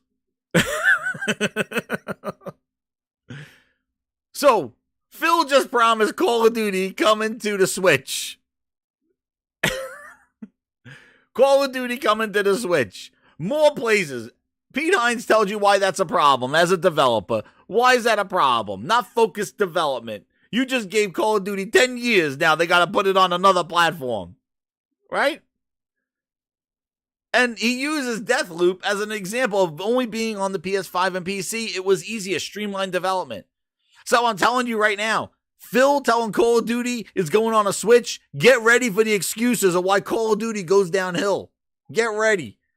Once this deal goes through, Call of Duty is going to be Call of Booty. You heard me right. Call of Duty will be Call of Booty. That's what it's going to turn into. We got 10 years of Call of Booty. Booty. I came looking for booty. Call of Duty has turned into Call of Booty. There you go. Why? Lack of focus. I told you. You think Infinity Ward was sitting at the table when Phil made the promise to put it on the Switch? You think Infinity Ward was like, oh, damn. That's why when this deal goes through, you will see developers leaving Activision. Talent will leave. I'm going to call this, when this deal goes through, this deal will be called the beginning of, here's a Grindadamus, The Purge. Hear me out, grinders. Hit the like button. Over 300 people here. Hit that like button. Share it out. Subscribe if you're new here. Here it is. Grindadamas in the house. We're going to talk about The Purge. When this deal gets approved, there will be The Purge. What's going to happen is Microsoft's going to acquire all this stuff, and then over the course of the next couple of years, you will see people from those studios leaving and creating their own studios, smaller studios, things that they want to do. And that will be the new evolution of where gaming development will be. The big dudes will be consolidated, but that is going to make way for the passion, the talent to come out of these big publishers and make their own studios. Like Maverick, like Haven Studios. This is what's going to happen. Like the Maverick that came out of like Haven, like the Defiant studio. What is it? Defiant, whether Sony signed up. You see the just, and you know what else? You want an example? You go look at what happened with Titanfall. The heart and soul of Infinity Ward left and created Titanfall. And Microsoft will be sitting there with IP. The talent won't be there. Just look at Rare all these years. Rare IP. They don't have anybody to make a Conquer. They don't have any talent to do that stuff. And they're going to have your guys, Tango Works, making Hi-Fi Rush instead of what is the friggin' horror games? Deviation, thank you. Deviation Studios.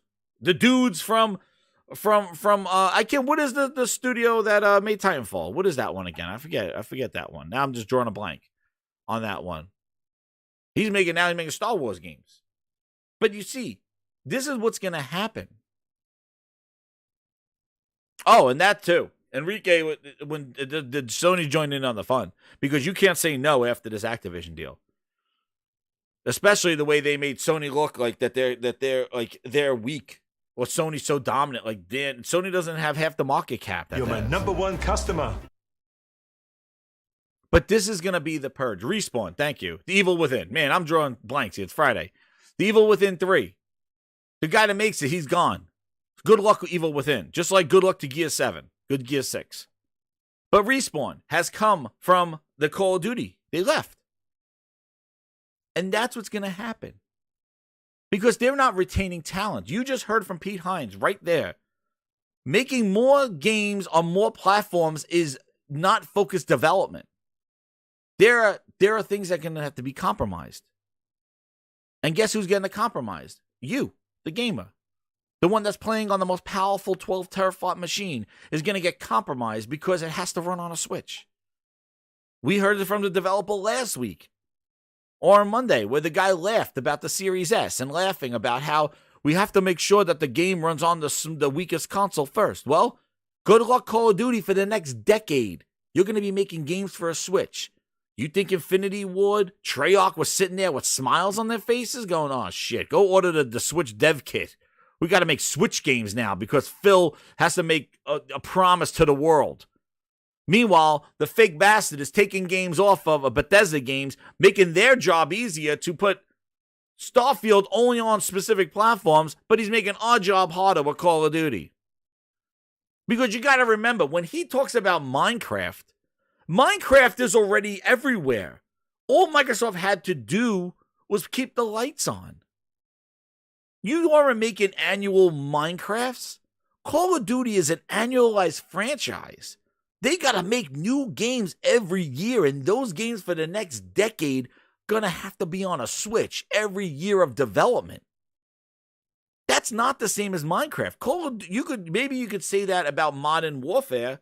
I mean about Warzone 2, because that's a service game that's sitting there. But you're talking about these annualized Call of Duties?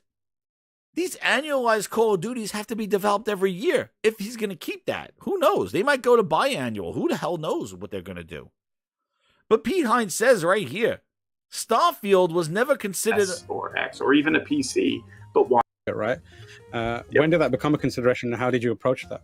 Right there. Well, it wasn't a consideration until we got bought by Xbox. So they were making their games everywhere. Starfield was going everywhere, and it wasn't until Xbox bought them where they said, you're going to just make it on Xbox and PC. He said it right there. I don't think I ever said Starfield was not going to be exclusive to Xbox. You know, now you said that, people are going to go through and watch hours worth of I know. content. You don't need to, dude. So I like the Almost certain- confidence. Yeah, because I You're think my what number I one said, customer. we're going to take it on a case-by-case basis. I said we're not going to pull games that are on other platforms, so we'll continue to support the communities of games. And you know, as Elder Scrolls Online has been doing their annual drops and their content drops, those have been on PlayStation, those have been on PC, those have been on Xbox. All the, PC for some of those ships a little bit earlier, but the console versions ship at the same time. We've updated Fallout 76 on all the platforms at the same time. All games that already existed. That's the thing. These are all games that already have existed. These are not annualized games. I guess one of the big discussion points that exists around Starfield now is the Xbox and PC exclusivity is finally confirmed. And I guess the question around that is, at what point did that become a consideration for you over the course of development within Bethesda itself, and how did it impact both the development and also as something that you would know, particularly like your plans for marketing, because you obviously go from speaking to a massive base of customers to kind of focusing it down a bit, right? When did that become a consideration, and how did you approach that? Well, it wasn't a consideration until we got bought by Xbox. And then as part of Xbox, and we looked at what we were doing, it is going to be exclusive on PC and within the Xbox ecosystem. And I think it's important to phrase it like that, only because, you know, recently, within the last week, Phil has talked about how they're looking to expand that, right? And that's it. That ecosystem rolls his eyes. Whatever that is, Phil just said, made the list. It's going to be there. Yo, Kratos with the 5 gift memberships to the VIP Grinder house. Thank you so much, Kratos. Spreading the love for the VIP grinders. Now they can use flex those emojis. You just made the list. I haven't seen a lot of those emojis in there. I've seen the 3 C's, but we got to see Phil Spencer, I took a shit in my pants face. We need some of those out there. Let's go. What we got here? You just made the list. True Witty goes, if this deal goes through, it will open up the floodgates for all big techs to buy up everything, and regulators could do nothing and stop Sony from getting Square Enix or other big devs, and whose fault is it? I agree. You just made the list. That's one of the reasons why I wasn't a fan of this thing going through, because of what this, and actually, I'm not even going to say Sony. What does this stop Microsoft? You're my number one customer. From going and buy 2K or going to buy EA or buying Ubisoft? How does Microsoft say, hey guys, we bought Activision, but we're still not competitive enough. We're still at 80-20. We need more. And what are they going to say? Oh, Microsoft, that's enough right now. How are you going to stop it? They're always going to be losing. That's the problem. They always are going to be losing, True Witty and Grinders. They're always going to be 80-20 and maybe even more. By the end of this year, who the hell knows? Next year, they might be 90-10 over there. They might be less. With Spider-Man coming out and Sony and Nintendo possibly having another console, Microsoft can't compete with that. Starfield's not going to do that. Starfield's going to be big on Steam, and they're going to, and trust me, I said this before. The success or failure of Starfield is going to be measured by Steam. That is it. But I'm not worried about Sony scooping up stuff. I'm worried about who's going to stop Microsoft from buying the rest of the industry and this is my problem with it, turning everything into a goddamn subscription game. In a subscription service, taking away the buyer's choice to buy because they determine what goes into Game Pass, how long you have access, and they determine now what type of game gets put in there. Like I tell you, these people on the internet are clowns. You seriously think you're going to sit there and you're getting one up on this lying son of a bitch right here? You think he doesn't know you're paying $15 for a Starfield? Just like he said, we're going to keep our prices competitive, but you might see increases. Dude, he increased that thing real quick. Real quick, increased the prices of that console. He increased the prices of games to $70 without even showing why they're worth $70. Starfield last year released would be $60. This year, $70. Why? Phil said so. You think they added $10 worth of content in Starfield from last year? It's going to look like the same piece of shit it was last year. I rather Sony's approach because they came out and said, dude, look at these PS5 games. Look how incredible Horizon looks. Yes, it's $70. Look at Ratchet and Clank. Yes, it's $70. They use the games to justify the price. Phil is just justifying the price. Nobody seems to, they love him so much, but nobody seems to criticize that. Like, well, Phil, why did you just increase the prices $10? The games still look like shit. You showed us this game last year. What do you mean it's $70 now? Why? The game looks like a last-gen game in Redfall. What do you mean it's $70? Nobody's complaining about $70 now, when this is the time you should, because Microsoft just jumped on the train like a Me Too. Microsoft didn't justify their $70. Sony was bending over backwards showing updates in Last of Us Part 1. Just a few months ago, people were complaining about The Last of Us Part 1 being $70, and Sony done videos upon videos to show the difference of why that game was worth more money. And Microsoft just said on a week right before the Game Awards, hey, we're $70 too. Hey, why? Well, it's increased quality and metrics. Oh, what? Wait. What are you talking about? What do you mean? CB3, he goes, watch when Sony picks up Square Enix, Capcom, or Sega. How many bots are going to be in their feelings? I thought Activision was the best acquisition in their eyes. Don't cry now. Laugh my ass off. Yeah. And who's going to tell? But again, like I said, who's going to tell Microsoft no? But I think my number one customer. Sony is definitely going to do it. Especially how you see Sony is there. Who knows? Sony might buy EA and say, give me Battlefield. I don't know. I think Sony could leverage goddamn Bungie if Microsoft starts to play funny customer. With goddamn playing funny with goddamn Call of Duty. I think Sony could leverage Bungie. I think Bungie's next game is going to be a PlayStation exclusive. They'll keep Destiny everywhere, but Bungie's next game is going to be PlayStation. I'd rather have Bungie than Activision. The thing is, if you listen, first I want to thank you creators for all the subs and welcome all the new VIP grinders in the house. We'll do a shout out at the end of this. Kratos99 goes, Jez, I've been saying this for a long time. Microsoft is out there trying to kill the third-party market. Bethesda, Activision, what's next? True Virgil says his source from the 7-Eleven restroom says Xbox is at 30 million right now. Well, enough of this. He talks about mobile. But we got some other fish to fry. Talking about this Activision, this thing going on here. So, let us compete. Xbox is big in Japan, right? Xbox is at 30 million. Well, here we go. Xbox big in Japan. Dude, what's going on? What are we doing here? What are we doing here? Look at the Series console. Look at the PS5. This is Xbox in Japan. Let us compete. Do you think Call of Duty is going to change those numbers? Call of Duty is going to change anything? Owning Activision changes anything? It doesn't. And they know that. It's just, all it's going to be is it going to be a Twitter kind of thing. Like, look, Call of Duty is the top seller on MPDs. That's an Xbox game. Woohoo! That's all it is. You think Call of Duty is going to change this in Japan?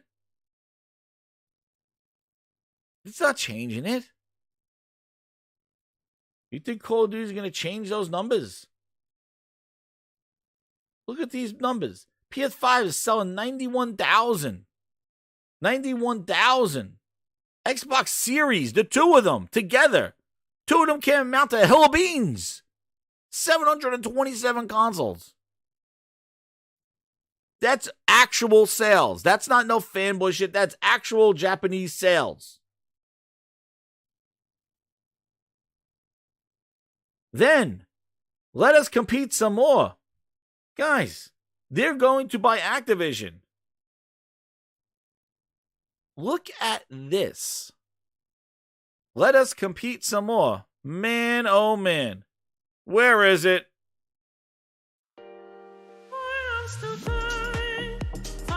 What did I say? What did I say?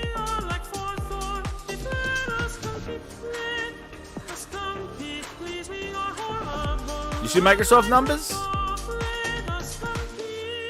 What did I say? Let us compete? Let us compete? Let us be relevant. Let us be relevant. It's not competing. You're not competing. Let us be relevant. Their numbers are so negligible from the percentage of Call of Duty. They're not even reported. And grinders, let me remind you something. What happened between 2020 and 2022? Bueller, what happened to Xbox between 2020 and 2022? This is actual net revenues from Activision, their game, Call of Duty. This is where they get their percentage from. 13% this year, last year. 2 years ago, 15%, 17%. What has happened since 2020, grinders? Can you please tell me what happened? I'm looking for an answer in the chat. We got 300 people here. Somebody needs to know what happened since 2020. What happened? Something that should have changed. What happened? What happened? The Game Pass? No. What released in 2020? What did we enter into in 2020?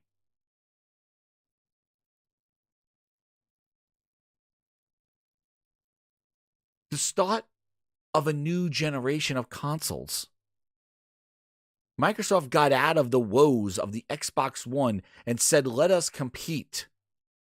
Here is 2 consoles. We heard you. Next gen, J Legend, exactly.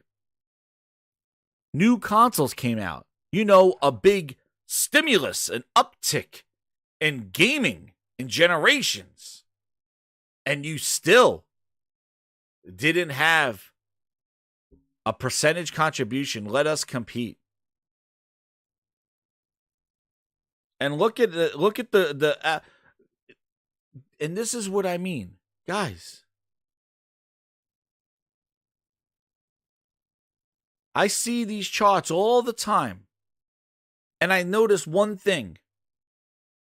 Everybody is doing great. Everybody, Apple, Google, Sony, Nintendo, Nvidia, AMD, everybody's flourishing. Everybody's releasing new hardware, releasing new games, new features, new devices. Everybody's doing wonderful. Everybody's doing great. The gaming industry is thriving. Meta's selling we got Oculus and with some VR. Everybody's doing wonderful. Everybody's selling. Here's Game of the Year award. Here's a game of this. Here's this. Here's the Artist of the Year. Here's this award. Everybody's flourishing. Nintendo and Sony, and machismo. Everybody's doing great. Apple's doing wonderful at 20. Google's doing great. Everybody's doing wonderful. Who's the only fucker with the fucking crooked nose at the bottom of every goddamn list? Who is it? Who is it? Who is the son of a bitch that's at the bottom of every list and sucking ass?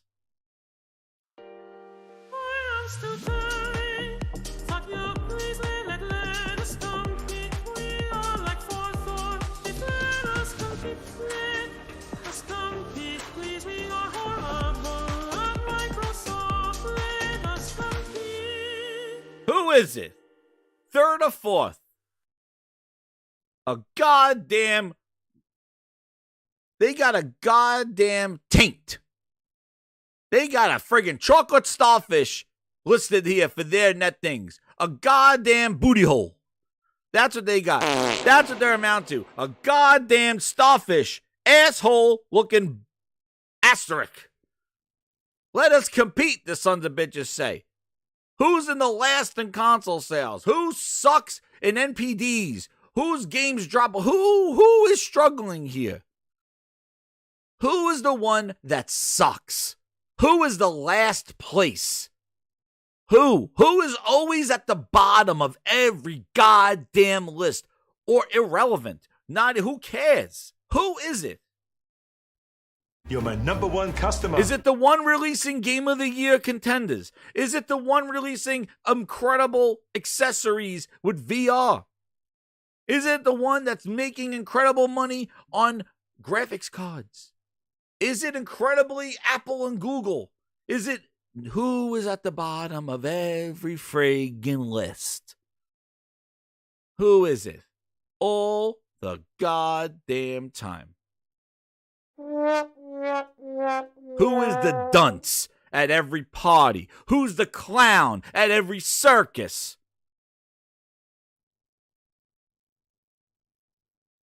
The biggest company of them all, but the smallest You're dick my number one of customer. them all.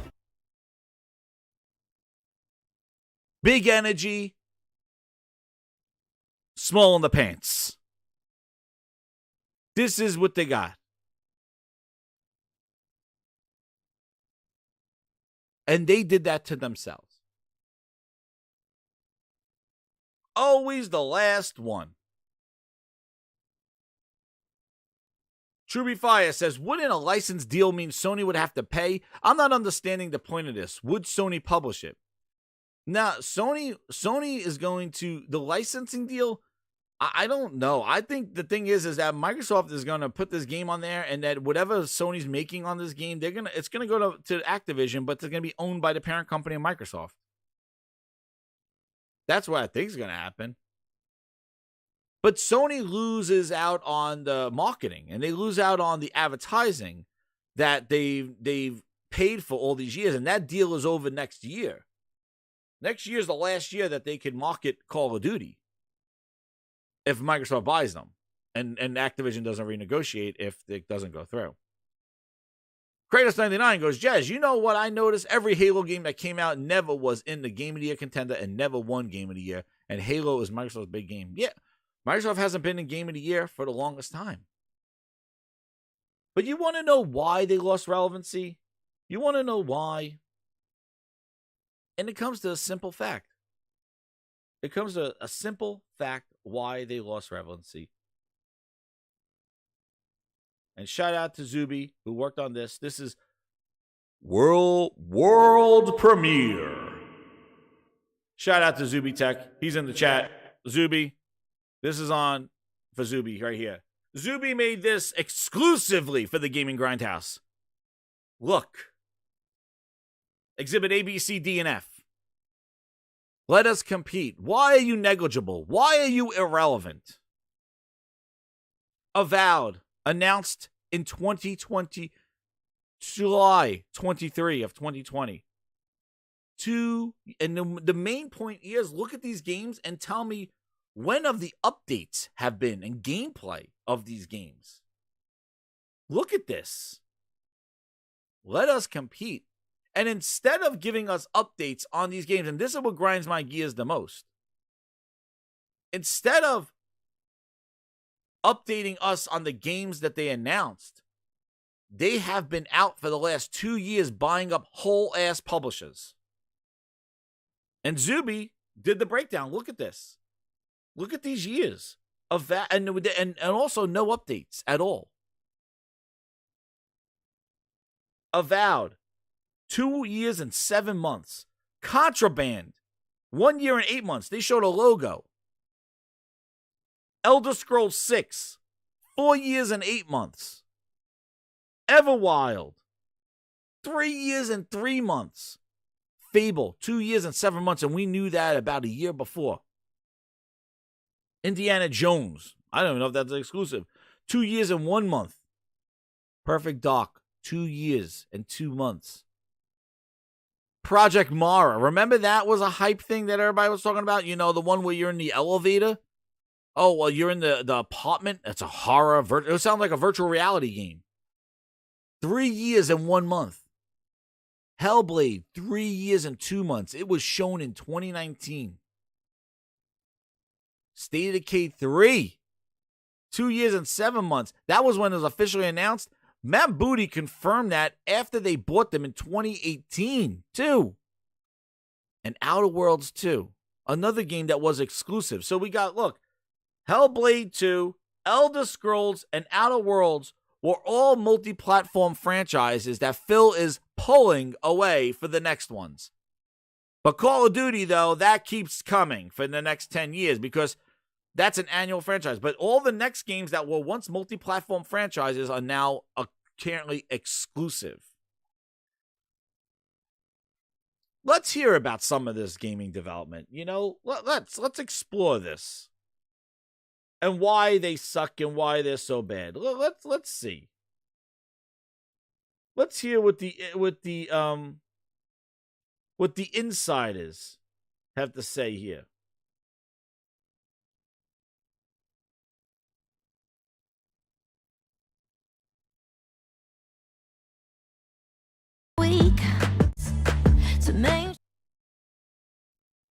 Let's see.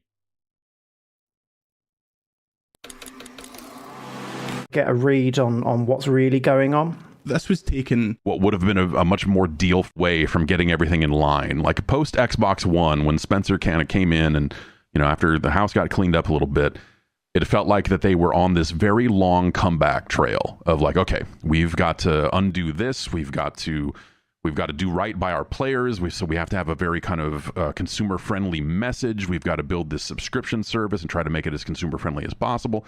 You know, when people complain to Microsoft, when people complain to Phil Spencer on Twitter, you know, sometimes things happen because they're in a position where they have to be that company. They feel like, okay, you know, Sony's not going to do that. Nintendo's not even going to see it. So if they can be the company that is like responsive to the needs of players, you know, it feels like that's been the narrative that they've been trying to build. And I think they've built it really well. But they got to that inflection point where it's like, okay, we've kind of built some goodwill back and the console's good and, you know, we've got all these different options and ways to play games. And now what are people going to play? And then they looked around as crickets. They're like, oh, right. All these games got pushed back. Everything, you know, things got delayed. Things got canceled. Heads rolled. You know, Halo happened the way it happened. And the pandemic hit, obviously, and is responsible for some chunk of that. But when it came time to actually start delivering big games on a regular basis to that Game Pass audience, it just hasn't happened yet. And it's been like gut-wrenching in a weird way to watch, you know, thinking about meetings that I had with people there 5-6 years ago now and being able to start to piece it together and go, oh, this is what they're doing. Like it became clear to see, like, this is the path that they're going to take to kind of win people back after the Xbox One. And they did it, but they just didn't have the end. They didn't have Act 3, you know, and it feels like they're running out of time. So that's why I look at, you know, the Bethesda acquisition and you know, this Activision stuff is like, yeah, they've got to fill slots. They've got to get games out there, and they have not been able to do it. This year, I think will be, you know, knock on wood, I guess, for them, but, you know, it'll be different than last year was. But I don't know. They've had a couple of rough ones here, and so we'll see how it all shakes out. Of what he classifies as GoldenEye type announcements before then, which could be whatever really, but I'm more interested outside of the Starfield date. Like, once that's out of the way and we know when that's coming, what's the focus of this summer showcase? Like, what is the next big game that they end with? I think the nearest ones for them are Hellblade and probably Avowed. Hellblade isn't that big though, is it? That doesn't end a showcase. No, but that's the next big things for them that they'll be talking about. You know, from my understanding, those two are the closest. I mean, it's still pretty stunning that Fable's still miles away. I mean, Perfect Dark is not close. Everworld is not close. It's easy to have some empathy for the Xbox fans, right? Because Fable is not close. We're already 2 years and 7 months in. It's not close.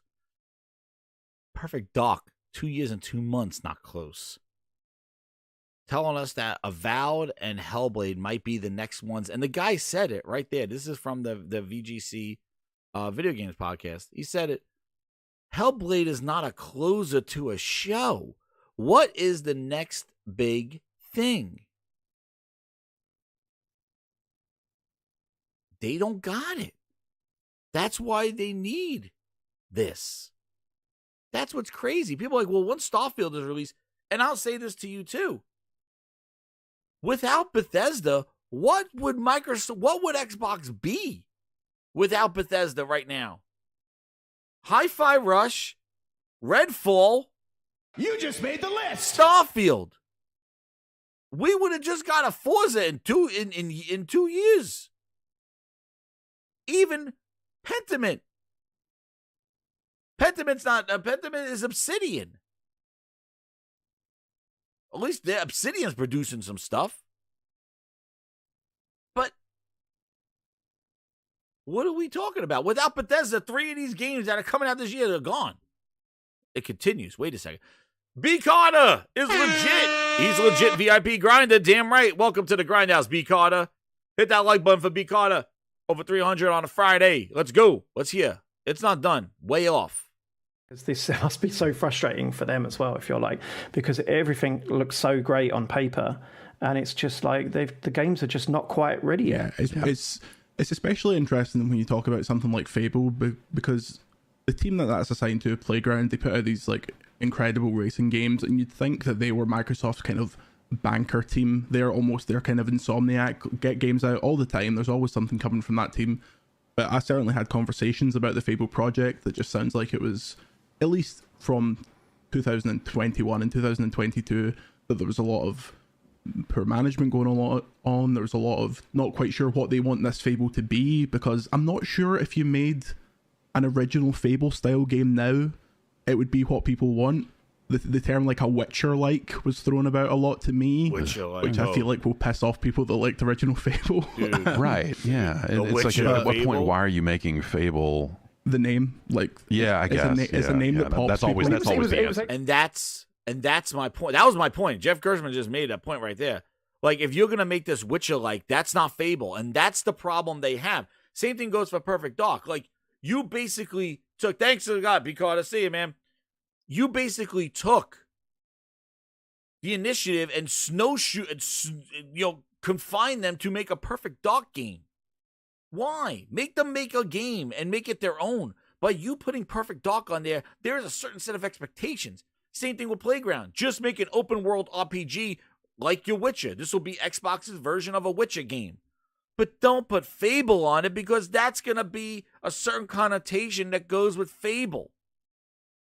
You see the problem? But Microsoft's afraid to let them just put a game out there that's just like, hey, Xbox The Witcher, whatever new IP. But instead they shoehorned them.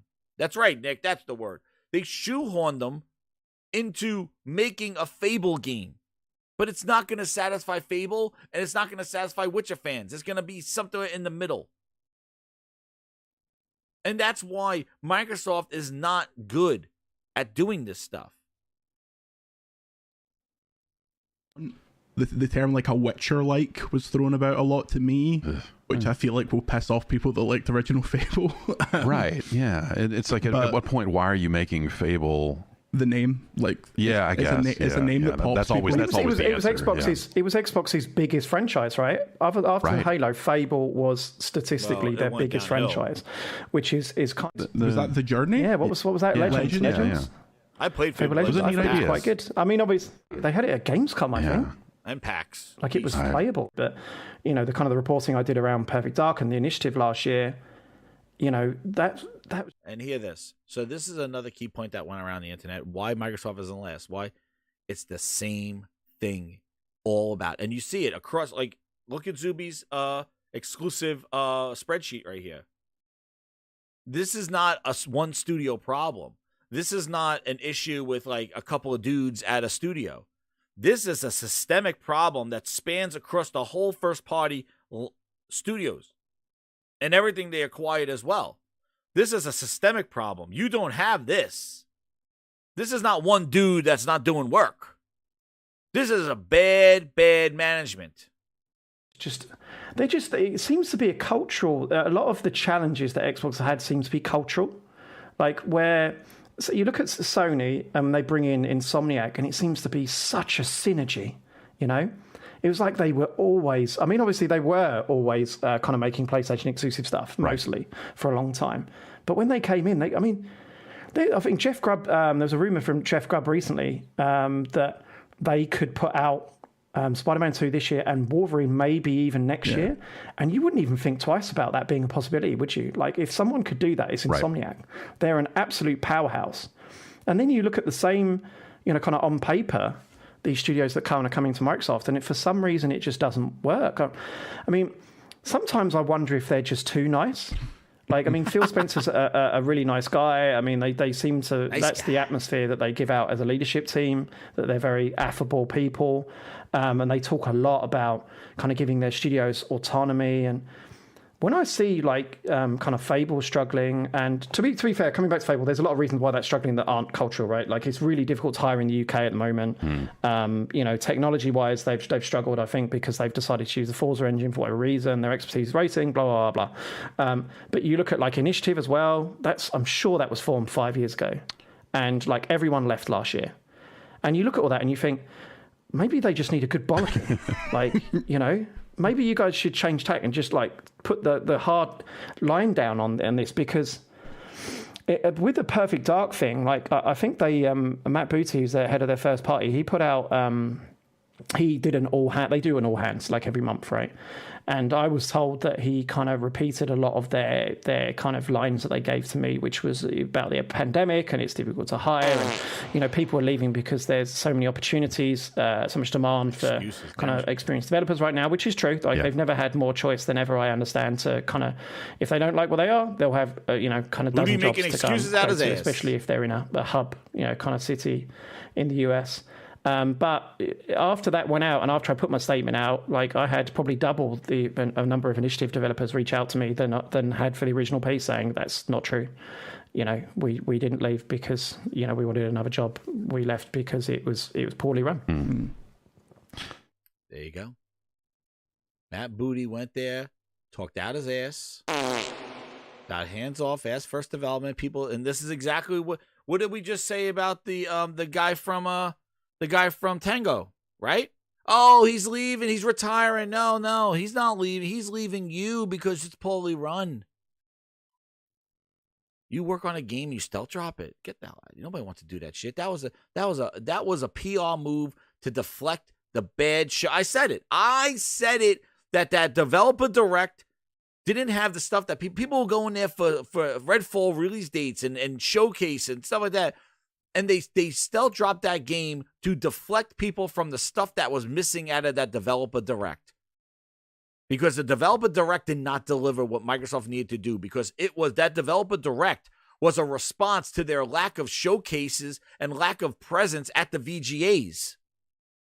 That developer direct was there like, oh, well, we're going to show something 4 weeks from now. That's the right time. Shit, didn't even have a release date still. So they stealth dropped that game in order to deflect. You think that guy wanted his studio stealth drop games, dude? He left for better pastures. Maverick Studios left Playground to make something better. It's management. And the guy said it right there. Booty's going in there talking about hands-off, ass-first development.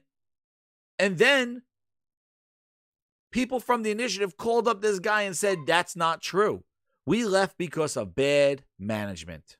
Xbox's hands of OSS first development. My name is Matt Booty. Here is your coffee order. 2 creams, 1 sugar. There he is. Matt the Booty.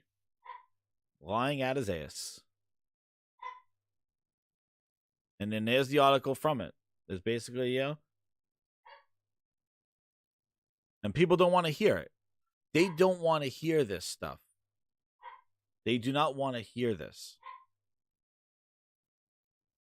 They don't want to hear about this stuff. And you got articles right here. They make excuses, but they said, well, Activision, that was the VGC podcast on Spotify, wherever, the VGC, the Video Game Chronicle podcast on there. VGC, a video games podcast. The most recent one they did. Thanks, EZ. But yeah, they don't want to listen. But they think Activision is gonna solve this. Number one customer. That deal goes through, and all of a sudden, all this developmental woes go away. That list that Zuby put out there goes away. No, it doesn't. Those are the real problems. That's why I'm spending more time talking about what the problems are than talking about the stupid law degrees and grindhouse law and all that other stupid stuff. Wolf is right. The grindhounds are going crazy right now. Grindhounds! Get them! We don't have Game Pass in this house. Tell them! Bite their ankles. My Shih Tzu's going to get on them. Grindhounds, get them! Tell them we don't want it. We play real games here, not no Game Pass hand me out. Tell them. Kill. My Shih Tzu's on kill mode. That's it. I activated the kill mode. He's pissed. Phil's trying to squeeze in a Friday afternoon Game Pass, 2 days. But this is an Activision deal. $70 billion later is not going to solve that problem. That's why I'm emphasizing the root cause of this. People want to deflect and go, oh, well, if they signed the deal, it's all better now. We're competing. No, you're not. Kratos! One for each VIP grinder he just gifted. Thank you again, Kratos. You just made the list. Alex E. VIP grinder. They're all coming in. Brian East gets one. T-Bone. And Gene Oakland. We got him. D-Doc. The VIP grinders. You just made the list. Use those emojis, everybody. Let's go. Activision, $70 billion. Don't stop this. Rare trouble developing. You just made the list. Let's see those emojis, everybody. Grab an ass over at State of Decay 3. What if they were using HoloLens? Fable development. You just made the list. This doesn't happen because of, and that's what you're saying. Like, and you think this company is going to take Activision? You just made the list. One of the things another thing that people are not talking about, and again, Grindhouse Laws in session, everybody. Another thing that's very interesting that people are not bringing up is, let me see if I have it here. Remember this whole sell-off of Xbox and all this other stuff? Thank you. Look at those emojis. Woo! The goddamn picture show out there. That's it. You guys are you're getting this. There it is. I waited for Halo, and all you gave me was bootleg Joe. Oh, now we sit and wait for comment. Time's up. And then we got a new Game Pass song. Give me your subs, give me your money worth for games. It's all on Game Pass. Philness is real, we need not compete. Trust me, it's all on Game Pass. Let me sign your backlog.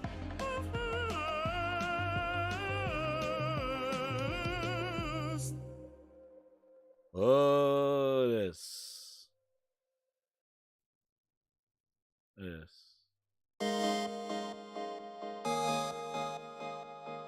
Hi, Xbox fans. We're back to share the Games with Gold March lineup. All 3 games are playable and acquirable on your Xbox One and Series X or S, and free to those with an active Xbox Live Gold or Xbox Game Pass Ultimate subscription. From March 1st to March 31st, visit the charming 1960s German village of Trüberbrook, where not all is as it seems. Open up your mind to strange possibilities in this single-player sci-fi mystery adventure game that's inspired by Twin Peaks and The X-Files. The world of the game was built using meticulously handmade miniature scenery.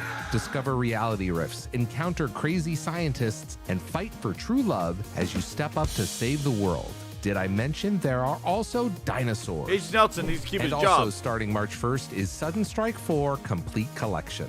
Play the original World War II RTS Classic and all 5 previously released DLCs. You can command British, American, German, or Soviet forces in iconic conflicts, including the Road to Dunkirk, battling in the snowy landscapes of Finland, the rugged deserts of Africa, or engaging in the naval battles of the Pacific.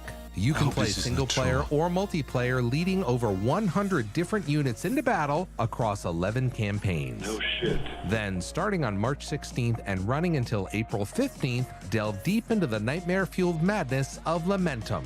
How late. far would you Got a go parade to to go save to. the one you Now, love? get to see a For sign of young the supposed aristocrat gentleman Victor dog. Hartwell, the cost to help his ailing wife might be unthinkable. Explore the mystery and encounter horror please. at xbox.com/. Oh. Hill Mansion means you might never What is see the this? day of light again. But I hope you To leave redeem enough the room title, for my simply fist click on the because I'm gold going to area ram of it your into your Xbox stomach or and even break on the your web goddamn at spine. xbox.com/gameswithgold. Your new games will automatically appear in the ready to install section. With Xbox Live Gold and Xbox Game Pass Ultimate, you are part of the world's premier gaming community. What's going on? David, what's going on? It's Mega Meg. She's gone from suck to blow. What? They're getting all their air back. Do something. Do something. Do something. Put this thing away. This is not worth it. Yes, I would like to have a refund. Solari Bros, 15 months. What are we doing here?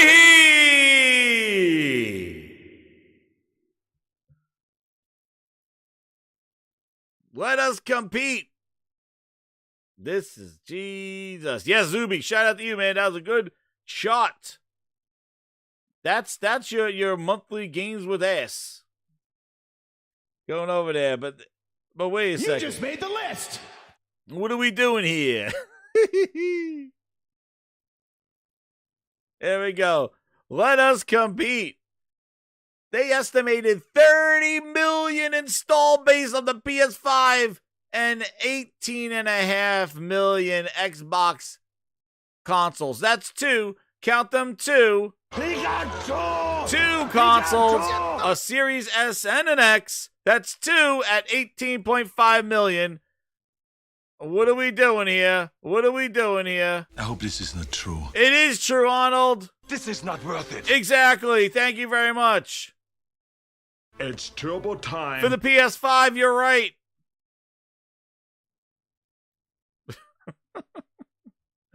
Dude, it is a one-way trip to hell. You think Call of Duty's stopping that? You think this deal is gonna save this? It ain't saving gots. And the point that I wanted to make here was right here with this whole thing. Where is it? He says it. Man, the grindhounds are going wild here. This Andy Robinson guy, right? What he says here, well, no. Somebody, was it, oh man, I had it here. I have it here. And the grindhound's going wild. Bite those ankles. Well, I'm going to say what it is before he said it. But one of the interesting things, he says it in this thing about, what if this whole thing, this Activision, I said that they're desperate, right? That's why I said this deal is going to go through, because Microsoft is just completely desperate. This is not coming from a place of strategy or skill or anything like that. This is a complete desperation, swing for the fences.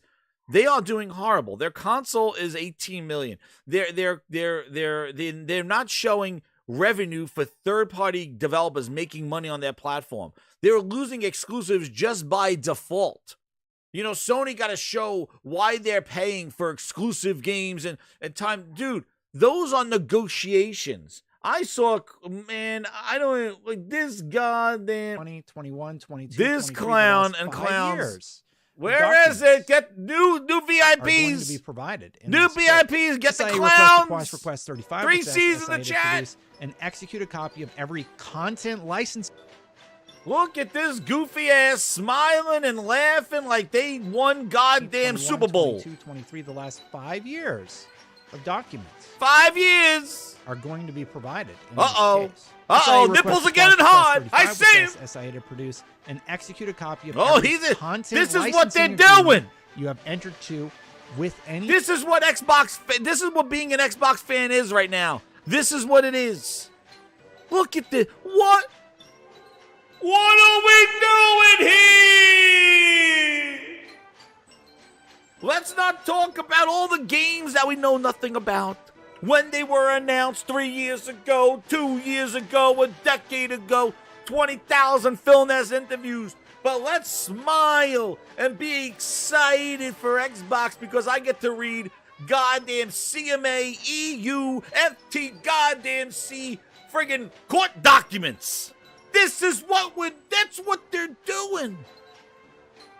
Tim Dog is oozing goddamn ball sacks, excited for this deal like it's the goddamn Super Bowl win. Oh, Sony's gonna show why they use exclusive games. What? Wait, please. Third-party. Look at how excited he is, 2012 dude. And present. Look at him. Every licensing agreement that Sony has had since 2012. Well, what are the Xbox ones? We don't have that. The nature and extent of SIE's highlighting court documents are relevant to the complaints allegations of exclusive agreements between video game console developers and video game developers and publishers. This is Xbox Based news. On the foregoing, Xbox channels, following Xbox channels. Relevant to the complaints allegations of that one. And I netted Sony, we're going to get a whole lot of juicy information out of that one. And I hope this goes to trial. Like, I have to imagine that this request could be enough for Sony to be like, hey, you know what? We changed our mind, CMA.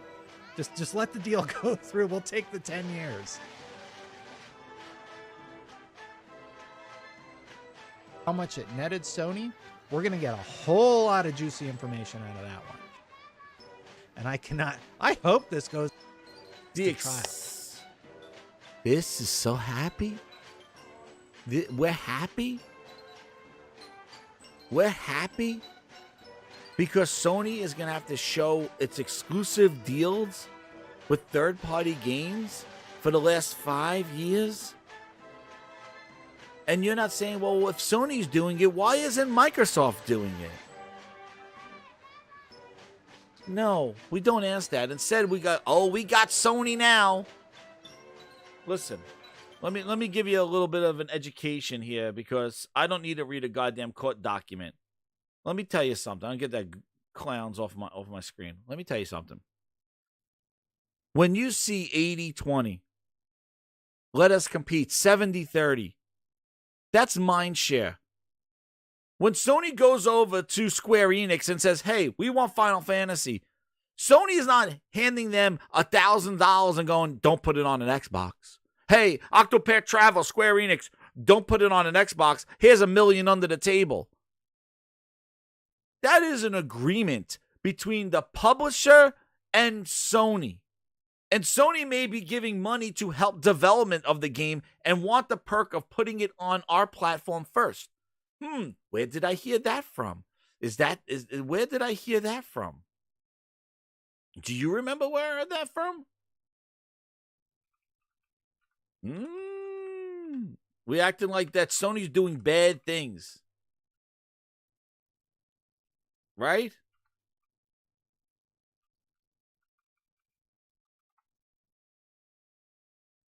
We're acting like Sony is doing bad things. They're paying to keep it off. No, dude, the publisher could be like, well, wait a second, Sony. We don't want to take this game away from Xbox. We want to put it on Xbox, so we're not going to agree to that. The publishers are in agreement with Sony, and this is the agreement that they had. Let me ask you a question. Does Microsoft, once owning Bethesda, did they have to sit at the table and agree with Pete Hines and say, hey, Pete, I know you were making this game for a lot of other... What we are doing, it is going to be exclusive on PC. Right, Pete? Did Microsoft have to negotiate this deal with Bethesda? And then as part of Xbox, and we looked at... Because you obviously go from speaking to a massive base of customers to kind of focusing it down a bit, right? When did that become a consideration and how did you approach that? Well, it wasn't a consideration until we got bought by Xbox. That's wonderful. And then as part of Xbox, and we looked. Now let's laugh. It wasn't a consideration until they got bought by Xbox. Does that sound like there was negotiations there that Microsoft paid Bethesda and said, hey, you know what? Make this an exclusive for my platform? The negotiation, an agreement between two parties, Pete Hines sitting there with Microsoft saying, oh, yeah, I agree. I'll just make it exclusive for you. That was a discussion, a negotiation? No, it wasn't. You are now owned by them. So guess what? They tell you what to do with your game. I've got news for you. You're mine now. You belong to me. That's how they show up to Pete Hines' desk. Sony's sitting there with third parties saying, hey, here's some money. Make it on our console first. The publisher has to agree with that. That is a business decision from the maker and from Sony.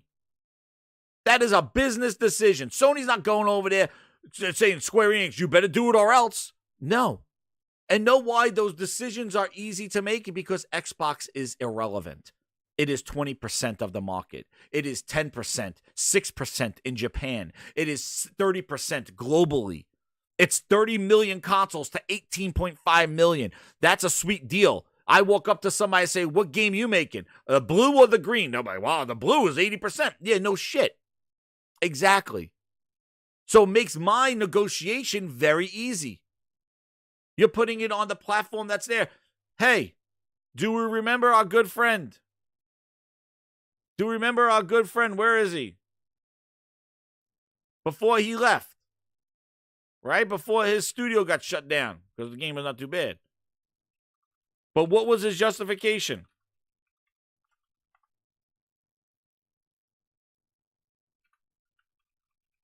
Cliffy B. Cliffy B.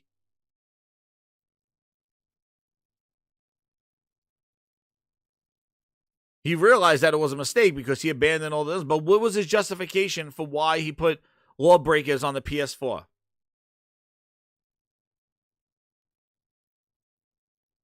And he went on to Twitter and went after people because he said the install base was bigger. We are a small studio. And we got to put it on the console that sells, that has more.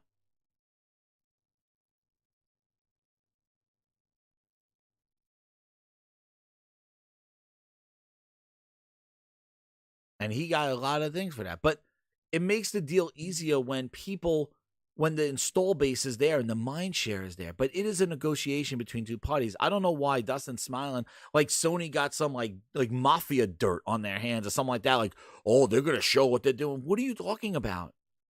It is a negotiation between the publisher and the developer. It's Sony giving money to do that stuff. The publisher doesn't have to agree to it. Square Enix can say, no, wait a second. We want to put Final Fantasy VII on Xbox. And Sony can be like, no. Well, then that's not a deal. Okay, it's not a deal. But that's not illegal. Microsoft did the same thing. Did it with Tomb Raider. We funded Tomb Raider, so we get into year exclusive. That's what they did, Rise of the Tomb Raider. So I don't know why this is a win, why this is people are excited for Sony paying to keep games off. Because you look at some games that they're referencing, and it's like they put it on the Switch. If Sony is paying to keep this off of Xbox only? No, it's the fact that these publishers, you're irrelevant. You're irrelevant. You need to be relevant and have a better market share out there. What kind of leverage do you have? Look at this. This is like, what kind of leverage do you have? Here you are in Japan. The last gen PlayStation 4 is outselling you. You did your own chart. Standard on Gotham Freely. The honeymoon phase, which is a requirement. What are you doing? Where is it?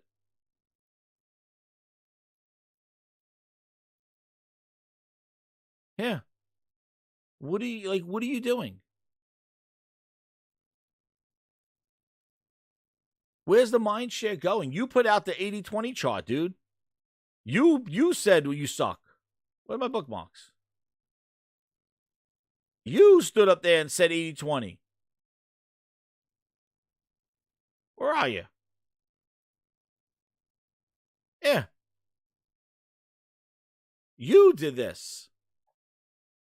If you're negotiating your Sony, what kind of, you don't have to put the guns to the publisher's head to be like, hey, make our game exclusive. They're only losing 20%. That's why it's about the sales. It's about the mind share. So I don't know why people think that this is a W. Like, I know that Sony was acting a fool being like, exclusive stuff. But again, these are not, it's not Call of Duty. Call of Duty puts money in Microsoft's pocket, puts money in Sony's pocket. And they had a problem with somebody taking that away. Or having the ability to change the way it is. But you need to be relevant. And it's not. Now I'm going to say it here for the final time. One of the last things, too, is that when Bethesda and I'm going to probably develop this, and maybe we'll talk about this on the Gaming Grindhouse, but he said that if this deal goes through, and it looks like it's going to, maybe not, but the concessions are going to be there where Microsoft can't leverage these games at the way they want in order to make them competitive. So there's not going to be a change. You can get old-ass Call of Duty games in Game Pass. That's what it's going to be. So hooray to go play friggin' Advanced Warfare again on Game Pass, if that matters to anybody. But when you look at this, I wouldn't be surprised. And you look at what Zuby showed with that chart and showed that the Microsoft studios are just so far behind and these games are so far off. What if the Bethesda and Activision is Xbox's gaming arm? Something to think about, Grinders, this weekend. I'm going to probably stream anyway, but something to think about. What if this is such a desperate move that actually Activision and Bethesda become Xbox? Like that, they are going to run the show. They're going to be their gaming arm. An Xbox brand, like maybe just a saying. And maybe Bethesda and Activision, everything's going to be run from them. It's not going to be Booty delivering coffees. It's going to be Booty getting smacked in a corner and Activision and Bethesda saying, shut up, this is what we're doing. Maybe. Who knows? It's something to think about. But because if you look, the weakest of all three of them is actually Xbox Game Studios. And who knows if their marketing team, their stuff is going to make Xbox run that show. Bobby gonna run Xbox. Who knows? Who knows? Maybe that's why they want it so bad. So that basically they realize that their first party studios, the management of them is so hard. Booty can't keep his ass above water. And maybe they need the big publishers to help them run Xbox. Because they can't. Something to think about, Grinders. But thank you again, Grinders. An incredible show. Thank you for all the new members, all the new VIPs. Hit that like button. The channel, we are almost at 2,000. We are about 15 people away from 2,000 Grinders. And that's what it was. Chris Drang. That's how I look. I'll bring it up on the next show. But Al-Sheef said, Chris Drang said Activision will replace Xbox. And that's where I was like, wow, that's something to think about. Who knows? But their first party, they're not running. Who's running who? We'll see. But I told you, the beginning of the purge. Maybe it's Phil's golden parachute. Exactly, RP game. We don't know. But you look at Bethesda's carrying it this one. But hit that like button, everybody. We're almost 2,000. I'm 15 away. Subscribe if you're new here. Tons of VIP grinders. Thank you again, Kratos. All the super chats that went in. True Witty, VIP grinders. Flex those emojis. Hit that like button. We're going to be doing something special and have a happy weekend. And I'm going to be streaming probably this weekend, so keep it locked here to the Gaming Grindhouse for more games and more content and more. Jingle, jingle. Phil, jingle, jingle. Bingle, bingle. Jingle, jingle. We out. Oh, and second on games are coming fast. 12 minutes and 8. And shout out to the VIP Grinders! I will not have that stupid ass music play. There it is. No, VIPs in the house. I'm going to be to work.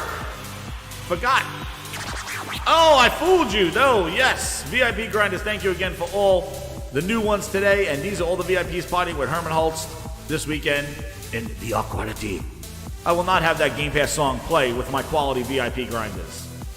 But shout out to all of you guys and girls. Thank you again. Partying.